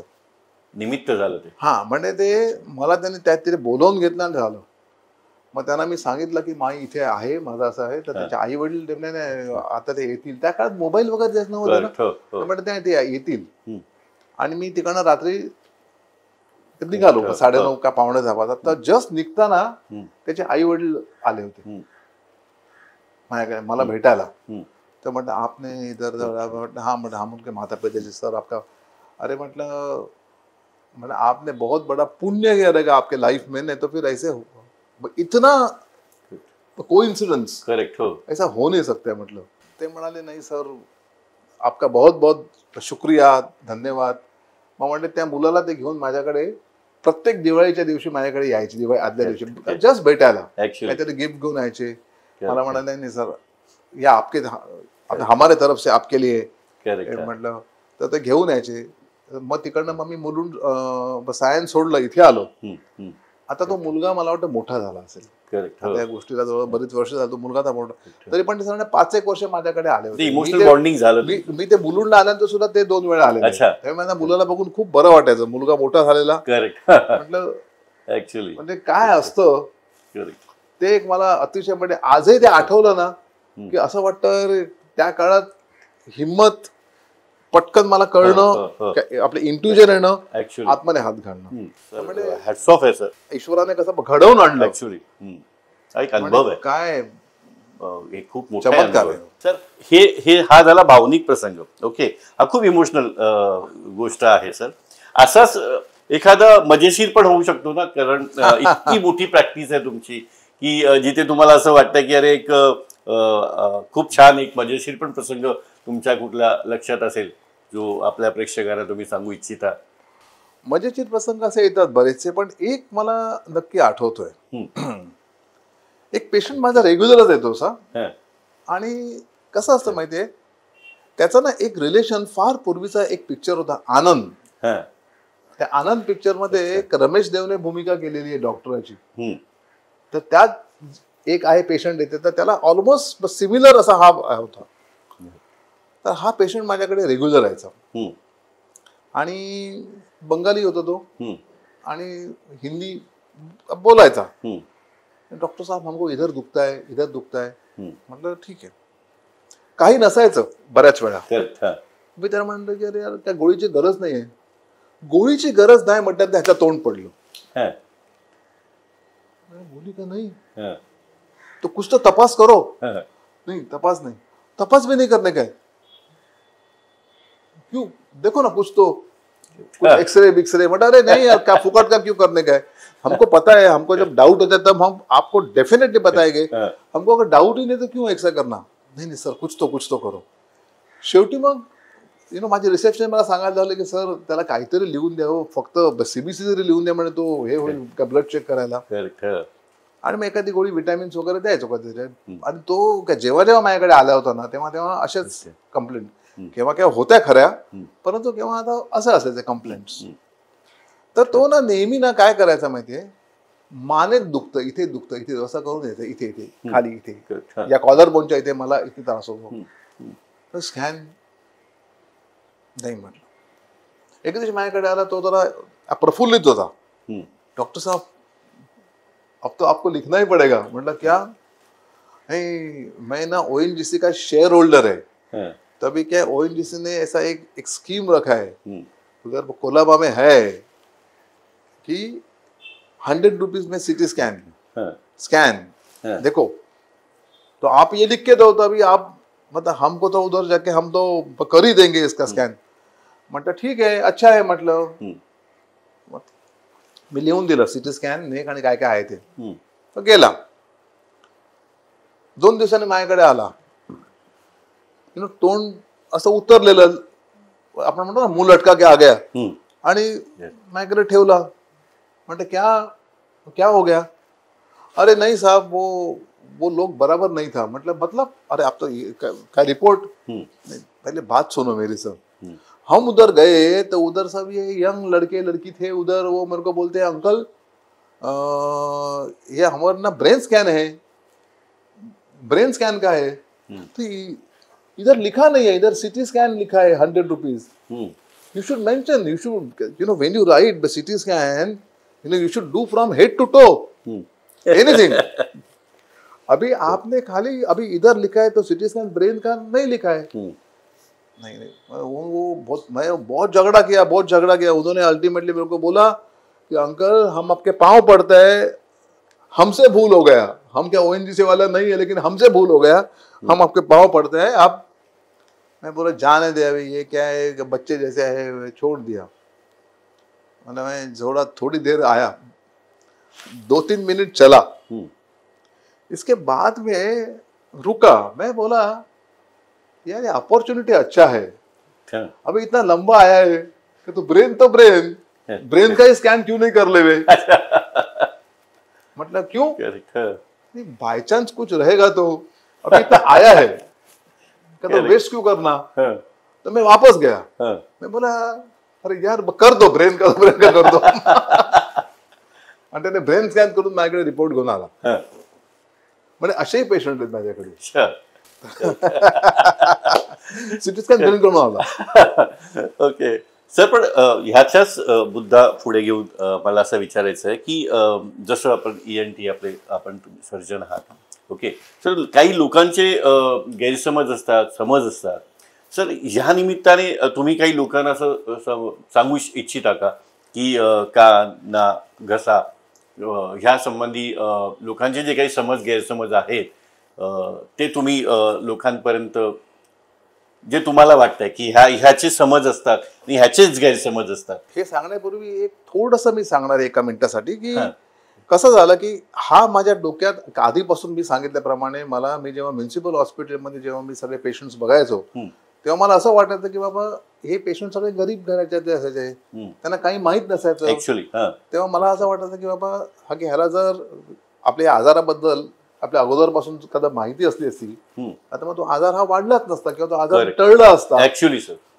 तर हे मला नेहमी डोक्यात असायचं.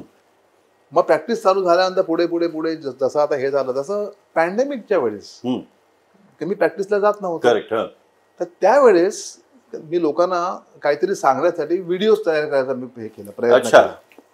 आणि नंतर एखाद दुसरे व्हिडिओ मी काढून, कारण काय होतं कित्येकाचे फोन आले की त्याला परत परत काय बोलत बसणार, त्यामुळे ते नीट सांगायला म्हणजे एक व्हिडिओ, आणि तो व्हिडिओ जात नव्हता त्यांना पूर्ण. तर त्यावेळी ना माझ्या मुलीने मला सांगितलं की असं जाणार नाही, तुम्हाला ते युट्यूबवरती अपलोड करायचं. म्हणजे ते मला माहित नाही, त्यामुळे तिने सांगितलं की नाही असं ते चॅनल काढायला लागतं. आता म्हणलं तू करून दे मला. मग तिने ते एक चॅनल, तिने असं एक फॉर्म केला माझ्याच नावाचं, डॉक्टर तुषार मापणकर.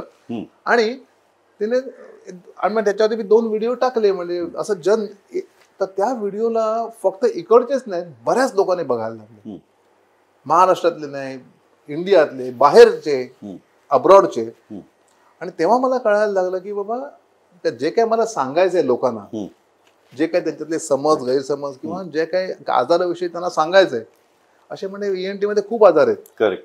परंतु त्याच्यामध्ये समज गैरसमज, काय करावं काय करू नये, जेणेकरून लोकांना कळेल, आजार समजतील. मग कधी कधी ऑपरेशन होतात ते पण टळतात, हे सगळं. तर ते मी डेफिनेटली चालू केलं. आणि ते साधारणतः त्यावेळी मी काढले पॅन्डेमिकच्या वेळी. मग जवळजवळ 3 महिने तर काहीच केलं, 3 वर्ष आम्ही काहीच केलं नव्हतं. आणि त्याच्यानंतर 3 वर्षांनी परत जेव्हा मी व्हिडिओ चालू केले, पण तिकडनं बराच डिमांड नाही झालं की चालू करा. तर आज साधारणतः माझे 65 व्हिडिओ त्याच्यावरती आहेत, वेगवेगळे याचे, प्रत्येक विषयावर. म्हणजे आपल्या ENTच्या आजारामध्ये लहान लहान विषय जे आहेत, बरोबर. आणि त्याच्यावरती आता व्हिडिओ ऑलरेडी माझे तिथे आहेत युट्यूबवरती. आणि जवळजवळ 75,000 पेक्षा जास्त लोकांनी अजून म्हणजे हे सबस्क्राईब केलेले आहेत. म्हणजे ते एका वर्षातच त्यांनी तेवढं केलेलं आहे, 75,000 पेक्षा जास्त. आणि कित्येक म्हणजे असं मला वाटतं. आणि कसं होतं ते व्हिडिओ बघून खेडोपाड्यातनं लोक येतात बघायला, आणि ते खेडोपाड्यातनं लोक आले कुठून देतात. म्हणजे इव्हन आपल्या महाराष्ट्रातनं डीप खेडी जी आहे तिकडनं येतात लोक, आणि ते आल्यानंतर आधी ते बाहेर थांबतात आणि ते फक्त मला भेटायला येतात. अच्छा. हा, म्हणजे इथे सकाळी मुलुंड उचलले की ते कुठेतरी टाइमपास करतात, राहतात कुठेतरी असंच, आणि तिकडनं खाऊन माझ्याकडे येतात. आणि त्यांना मी बघितलं की लगेच ते निघतात जायला गावाला इमिजिएटली. अच्छा. फक्त भेटण्यापुरतं आणि ते हे करायला म्हणजे कान दाखवायला, नाक, व्हॉटेव्हर. तर त्यावेळेस मी एक बघितलं की ते अत्यंत कुतूहलाने आणि आदराने माझ्याकडे येतात. मला बघितलं की सगळे लोक असे मला आधी हात जोडतात. हात जोडून म्हणजे त्यांना कळतं की तीच ती व्यक्ती आम्ही आज त्यांना प्रत्यक्ष बघतोय. बरेच लोक पाया पडायचा, मी म्हटलं कोणाला म्हणजे पाया अजिबात पडायचं नाही म्हटलं. त्यांना मी जवळ घेतो आणि म्हणजे पाया पडू नका कोणाला. आणि ते आले, बरेचसे लोक मी बघितले की ते इथे बरोबर माझ्याबरोबर सेल्फी घेतात, अरे वा, फोटो काढतात. मी म्हटलं हे कशाला. आता नाही म्हणे आम्ही तिथे आमच्या गावाला जाऊन दाखवणार आहोत की बाबा हेच ते डॉक्टर, करेक्ट, आणि आम्ही ते ठेवणार आमच्या घरात. म्हणजे ते फक्त बघून ना मला इतकं समाधान होतं की ते समाधान ना कोणत्या पैशामध्ये मोजता नाही, ह्याला मोल नाहीये ऍक्च्युली सर. इतकं छान वाटतं. तर कसं आहे की त्याच ह्याच्यामध्ये जे काही गैरसमज जे आहेत, जे तू मला विचारलं, असे बरेच गैरसमज असतात. पहिलं म्हणजे कसं असतं की आपला कान आहे ना, हा कान आपला दुर्लक्षित भाग आहे. डोळा आणि कान हे दोन्ही आपल्या देवाने दिले, दोन्ही आपापलं काम करतात. पण डोळ्याला जरा काय झालं की लोक ताबडतोब डॉक्टरकडे, कानाला काय झालं तर ह्याची चाल ढकल होते, जोपर्यंत तुम्हाला त्रास होत नाही. फॉर एक्झाम्पल बहिरेपण. तर कसं आहे की मी कानापासून सुरुवात करतो. कानामध्ये जो काही मळ असतो तो मळ लोक सारखं, ह्याला काय वाटतं की आपल्याला मळ काढायला लागेल, असं काही गरज नसते. मळ जो तयार होतो तो मळ आपणच बाहेर पडतो. मळाचं काम असतं की बाबा बाहेरच्या धुळीला अट्रॅक्ट करणं आणि तिथेच ठेवणं.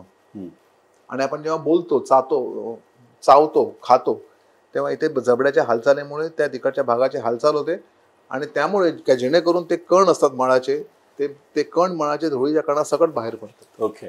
त्यामुळे there is no need to clean the ears. फक्त 10% लोकांमध्ये मळाचं प्रोडक्शन जास्त होतं तर त्या लोकांनाच फक्त ENT सर्जनकडनं वर्षातनं एकदा साफ करायचं असतं फक्त.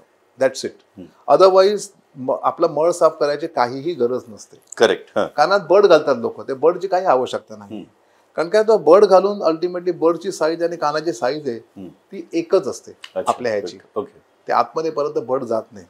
आता हे बर्ड आहेत ना, त्या बर्ड मध्ये कसं आहे, हे बर्ड जेव्हा आले, जेव्हा लॉन्च केले गेले, जेव्हा इथे बर्डची विक्री व्हायला लागली किंवा बर्ड, तेव्हा ते बर्ड त्यावेळी जुन्या काळी टेप रेकॉर्डर्स होते आणि त्या टेप रेकॉर्डर मध्ये ना का पूर्वीच्या काळात हेड साफ करायला हेड साफ करायला एक सोल्युशन आणि बर्ड यायचे त्याच्याकरता बर्ड आहेत. पण आपल्या लोकांनी त्याचा उपयोग कानासाठी करायला लागले.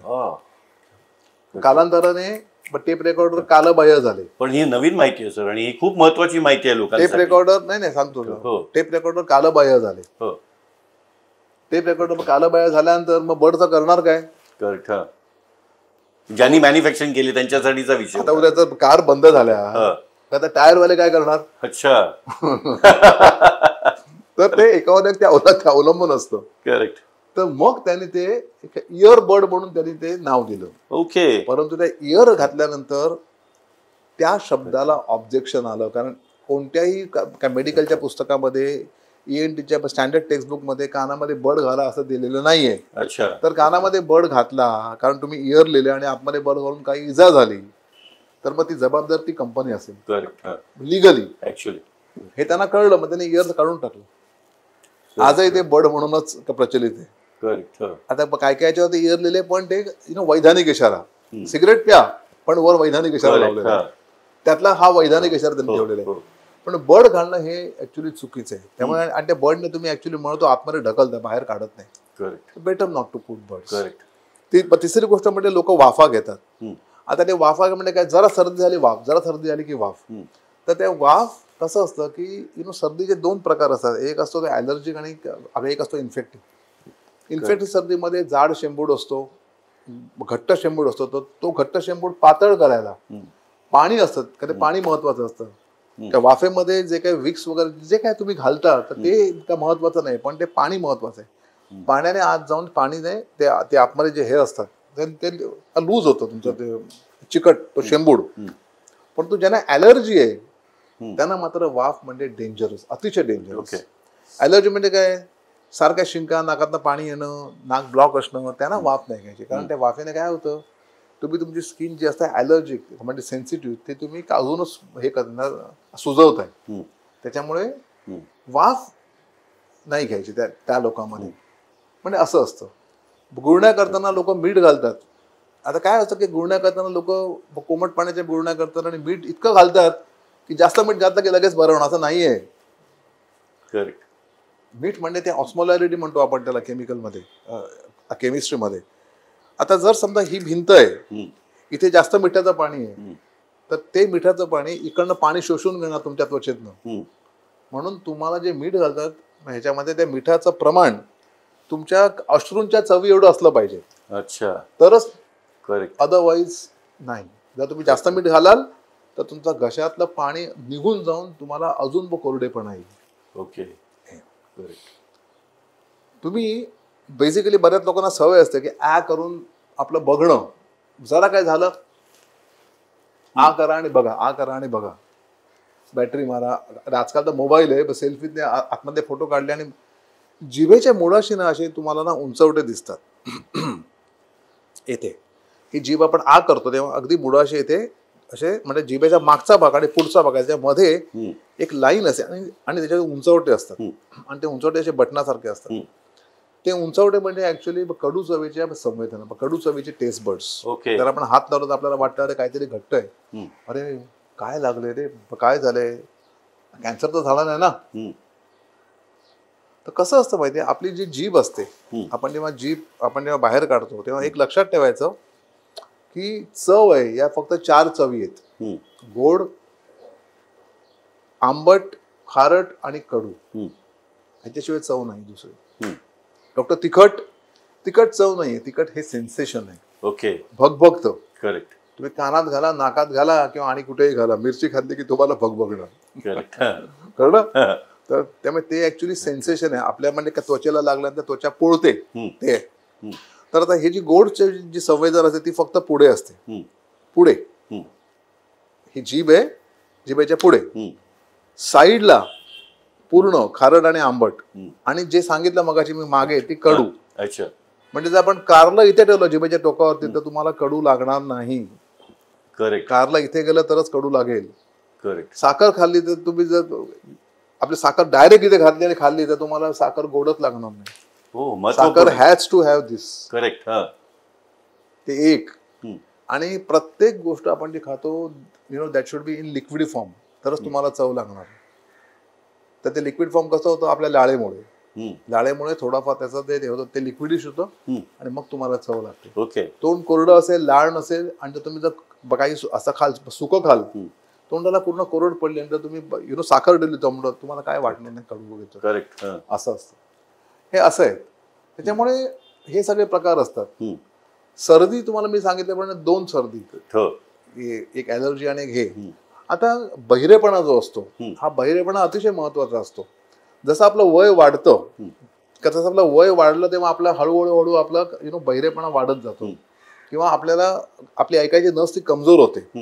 तर ती नस कमजोर व्हायला बऱ्याचशा गोष्टी कारणीभूत होतात. एक तर वय तर आहेच, पण ते वय केव्हा 50, 60, 70. पण हल्ली मोबाईल आणि ह्याच्या वापरामुळे ते आधीच व्हायला लागले. आणि बर्ड्स जी आत्ताची जनरेशन सतत कॉर्ड्स वापरत असतात. त्याच्यामुळे काय होतं माहिती आहे, हे बघा त्याच्यामध्ये रेडिएशन्स आहेत, त्याच्यामध्ये हीट होतं आणि आवाज. करेक्ट. तर तुम्ही आवाज मोठा ठेवला. जनरली कसं असतं की 60-60चा रूल आहे. 60-60. करेक्ट. 60 मिनिटं आणि 60% पुढे व्हॉल्यूम नाही. करेक्ट.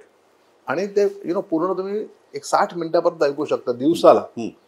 60च्या ऐवजी 1-2 तास पण चालतं. म्हणजे 1-2 तास तुम्ही ऐकलं तरी चालतं, पण तो व्हॉल्यूम मात्र मोठा ठेवायचा नसतो. ते एक. आणि शक्यतो जेव्हा तुम्हाला गरज नाही तेव्हा उगाच लावून ठेवू नका. करेक्ट. ह्या 2 गोष्टी. ह्या 2 गोष्टी आता उगाच आपलं का फिरताना लावलंय, ट्रेन मधनं जाताना लावलंय, वॉक करताना लावलंय, तसं करू नका. कानामध्ये ऍक्च्युली महत्वपूर्ण आवाज यायला पाहिजे आणि आतल्या बाजूला सगळं व्यवस्थित हवा खेळती राहणं हे अत्यंत गरजेचं आहे.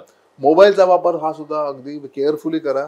अतिशय खूप प्रमाणात मोबाईल वापरू. म्हणजे मोबाईल आता सध्या काय ते आता काय म्हणतात त्याला अविभाज्य अंग आहे ऍक्च्युली, पण त्याचा वापर मात्र ज्युडिशियसली करायला पाहिजे. करेक्ट. जेव्हा तुम्हाला गरज नाही तेव्हा नका वापरू ना. महत्वपूर्ण. शक्यतोवर का मोबाईलचा वापराच्या वेळी मोबाईलचं रेडिएशन जर तुम्हाला नको असेल तर वायर का मोबाईल मध्ये not Bluetooth I am talking about wire असं ना 2 आपले हे कानात ते घालून लागल्यानंतर मोबाईलचे रेडिएशन तुमच्यापासून एवढे येत नाहीत. किंवा स्पीकर. करेक्ट. हे 2 अतिशय उत्तम त्याला आहेत. करेक्ट. त्यामुळे ते करताना मात्र डेफिनेटली. करेक्ट. लॅपटॉप वापरताना तुमचं कसं असतं की अशी पोझिशन उलटी सुलटी बसून कशी तुमची काय ना सिटिंग अरेंजमेंट अशी पाहिजे की तुमच्या डोळ्याच्या समोर पाहिजे ते स्क्रीन आणि खांदे रिलॅक्स पाहिजेत, वर नको, रिलॅक्स.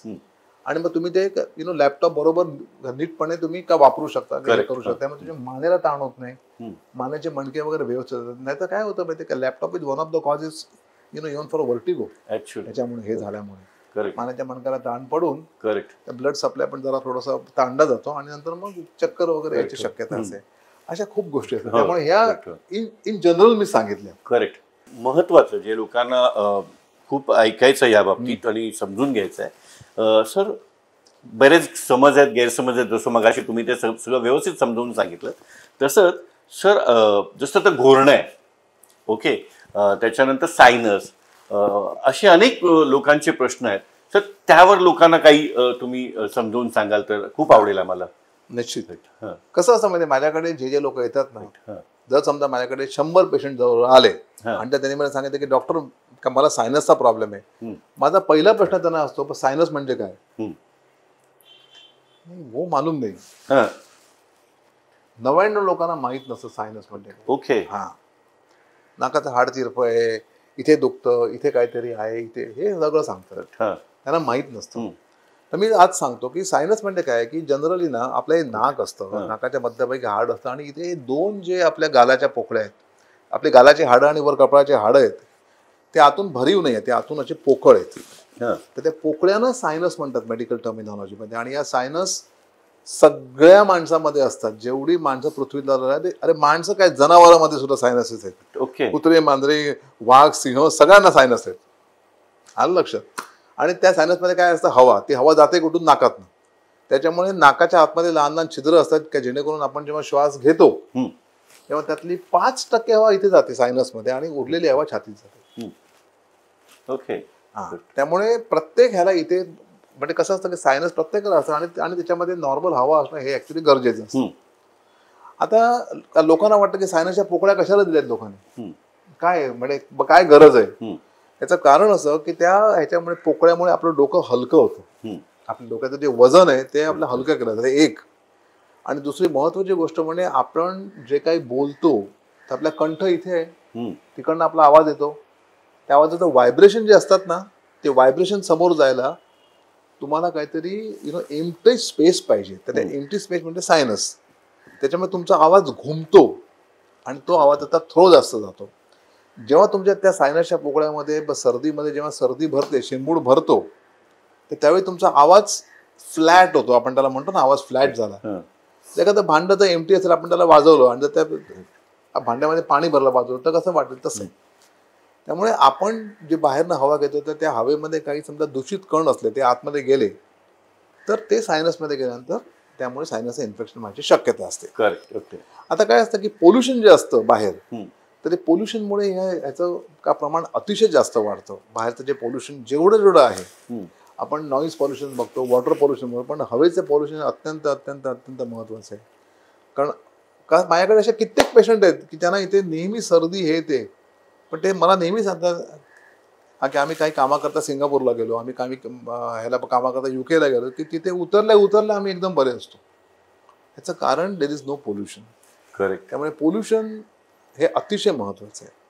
जेवढं कमी पोल्युशन तेवढं आपल्याला श्वासन, आपले सायनसचं आरोग्य, त्याचप्रमाणे फुफ्फुसाचं आरोग्य, फुफ्फुस म्हणजे पण ती हवा जाते ना, ते सगळं आरोग्य, ते सगळं ह्याच्यामुळे इम्पॉर्टंट आहे. करेक्ट. त्यामुळे ते अतिशय महत्त्वाचं आहे. आणि किंवा आता फॉर एक्झाम्पल, आता का पोल्युशन बाहेर असेल आणि तुम्हाला इथेच राहायचं असेल, आता तुम्ही टाळू शकत नाही. It is better to use mask. Correct. आणि मास्क कसला, कपड्याचा नव्हे, सर्जिकल मास्क. मास्क कसा पाहिजे, जर आपण 2 मास्क पकडले असे आणि आपण वरून पाणी घातलं तर पाण्याचा एक थेंब पण खाली यायला नको. ओके. पण त्यातनं पाणी येणार, ते तुम्ही वापरता ते. पण तुम्ही जर असा मास्क घेतला, सर्जिकल मास्क, तो बाहेर अतिशय स्वस्त आहे, 3-4 रुपयाला मास्क मिळतो, तो ब्लू कलरचा, त्याच्यात वरून पाणी घातलं तो खाली येत नाही. करेक्ट. ओके. तो मास्क नेहमी वापरा. That is one. सेकंडली, तो मास्क वापरल्यानंतर काय करतात लोक, की मास्क वापरला की घरी आले की कुठेतरी दरवाजाच्या कडीला अडकवून ठेवतात. अच्छा. असं कधीही करू नका. थोडा सुकला की तो परत पॅक करून प्लास्टिकच्या झिपर पॅकमध्ये ठेवा. 4 वेळा वापरू शकता आणि मग टाकून द्या, डिस्पोज करा. ते एक झालं. ते झालं पोल्युशन. बऱ्याच लोकांचं कसं असतं माहिती, घोरण्याची सवय असते. पूर्वी ना घोरणं म्हणजे सुखवस्तू. घोरतोय म्हणजे यार ह्याचे आयुष्य आरामातला माणूस आहे. करेक्ट. असं नाहीये. घोरण्यामुळे काय होतं, घोरणं म्हणजे कसं असतं, आपल्याला आपण जेव्हा झोपतो प्रत्येक मनुष्य, त्यावेळेस आपली जिभेचा जे बेस असतो तो आपला खाली पडतो.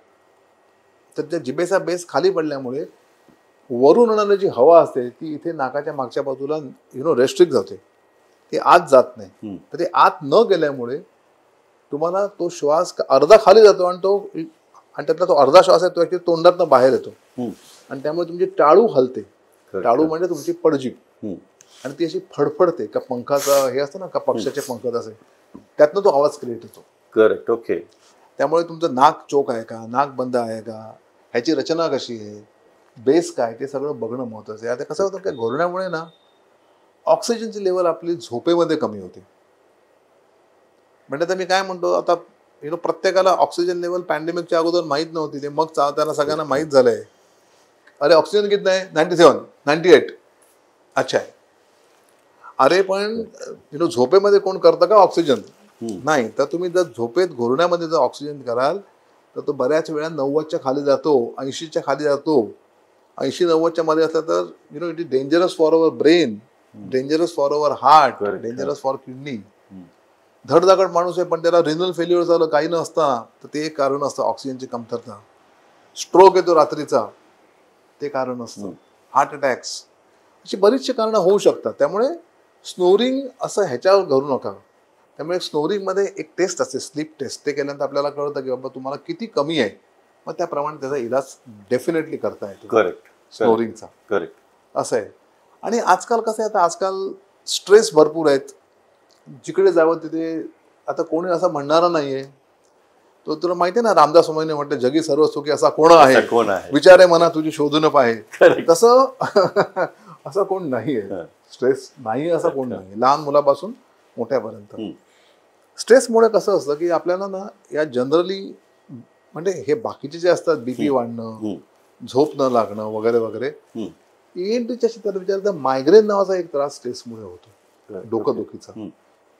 कळलं? आता तो स्ट्रेस कसा काढावा ते ऍक्च्युली प्रत्येकाचं इंडिव्हिज्युअल त्याचं हे असतं. परंतु स्ट्रेसमुळे बघितलं तर as far as effects of stress on ENT, तर migraine is one of the thing. Okay. बाकी तर बीपी वाढणं आणि त्यामुळे प्रॉब्लेम होणं, हार्ट प्रॉब्लेम, हे सगळे म्हणजे तो विषय माझा विषय नाहीये. पण migraine is very common. Okay. Who are stressed. Correct. या मागच्या मसल पण जनरली टाईट होतात स्ट्रेसने, डोक्याच्या मागच्या मसल आणि मानेच्या. त्याच्यामुळे बऱ्याच वेळा असं हल्ल्यासारखं वाटणं वगैरे वगैरे असं असतं. करेक्ट. ओके. हेच सगळं असतं. करेक्ट. ओके सर, तुम्ही खूप महत्त्वपूर्ण माहिती लोकांना दिलेली. मला वाटतं की त्याचं प्रेक्षक आपला खूप उपयोग करून घेतील. सर, हे सगळं होत असताना माझा एक प्रश्न आहे तुम्हाला की वैद्यकीय क्षेत्रात इतका मोठा प्रवास तुमचा चालू आहे, तर त्याच्यामध्ये असा एक आनंदाचा क्षण जो तुम्ही अनुभवला की अरे हा म्हणजे जो टची आहे, म्हणजे इमोशनल आहे, पण तो खूप छान आहे, जो तुम्हाला आम्हाला सांगावंसं वाटतोय. आता असं बऱ्याच कार्यक्रमाला वगैरे मला बोलवतात ॲज अ चीफ गेस्ट वगैरे वगैरे सगळं होतं. परंतु एकदा काय झालं, एका शाळेने मला बोलवलेलं.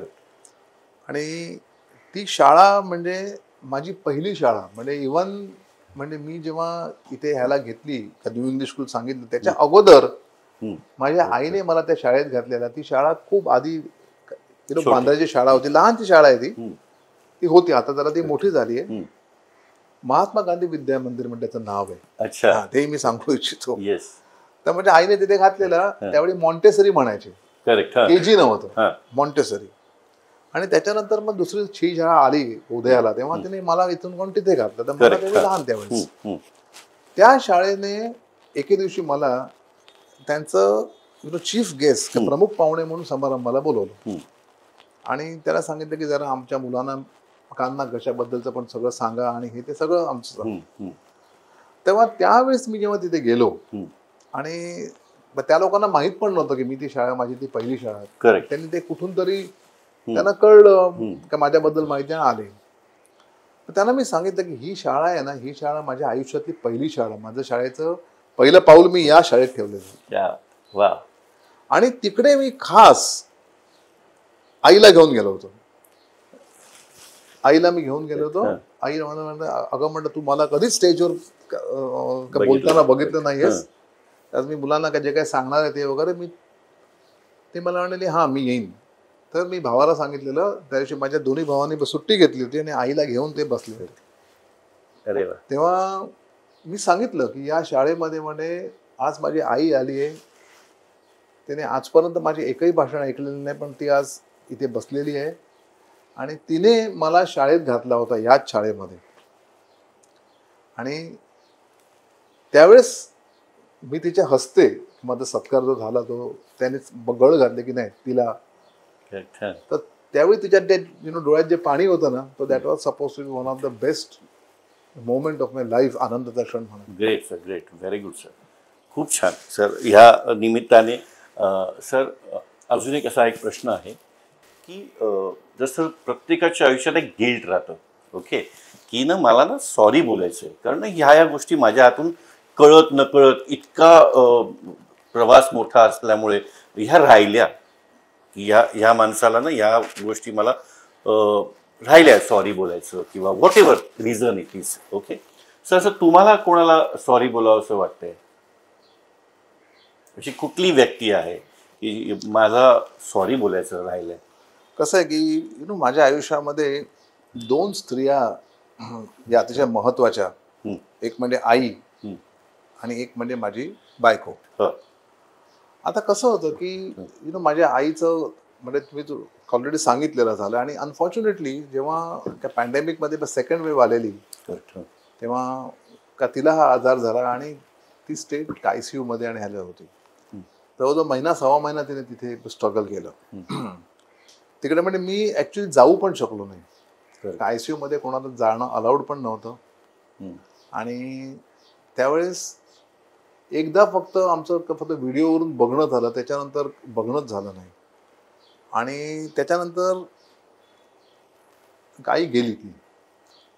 तर त्याच्यानंतर मला असं एक हे राहिलं की शेवटी तिला का मला बघता आलं नाही आणि संवादही साधता आलं नाही काही तिच्याबरोबर. आणि जेव्हा तिला आणलं घरी तेव्हा पण it was completely packed as per the protocol त्यावेळेच्या. त्यामुळे अक्षरशः बघता आलं नाही. तर ती एक माझ्या मनात एक खंत आहे. त्यामुळे आई आज नाही आहे, पण आई हा संवाद निश्चितच ऐकत असेल तर सॉरी. आम्हाला त्या गोष्टीचं खूपच वाईट वाटते आज सुद्धा, पण त्याची परिस्थिती असल्यामुळे काही करू शकलो नाही. आता लग्न झाल्यानंतर प्रत्येक मुलीचं किंवा बायकोचं एक प्रकारचं विश्व असं, आणि तिला असं वाटतं की आपल्या नवऱ्याने कुठे बाहेर यावं, आपल्याबरोबर फिरावं, कधी मूवीज ना वगैरे वगैरे असते इच्छा. तर त्यावेळेस कसं होतं की कामाच्या निमित्ताने माझं हे सगळं स्ट्रगल चालू होतं, हे ते वगैरे, मला जाता आलं नाही कुठे. म्हणजे कुठे तिच्या का जायची इच्छा असेल तर कळत नकळत अशा काही चुका झाल्या. आता मूवीजच्या बाबतीत का तिला ॲक्च्युली मूवी बघायचा शौक तर होताच. ती पण डॉक्टर स्वतः आहे आणि ती होती त्यावेळेस त्याच्यात का BMC मध्ये ती मेडिकल ऑफिसर म्हणून होती.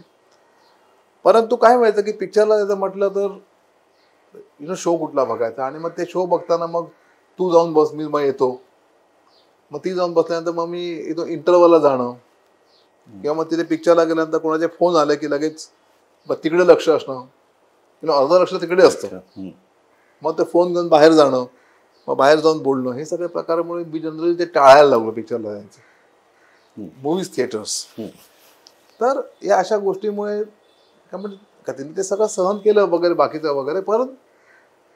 पण केव्हा तरी असं वाटतं की तिला कधीतरी असं वाटलं असेल की बाबा मला आणि हे करायचं होतं पण नाही मिळालं.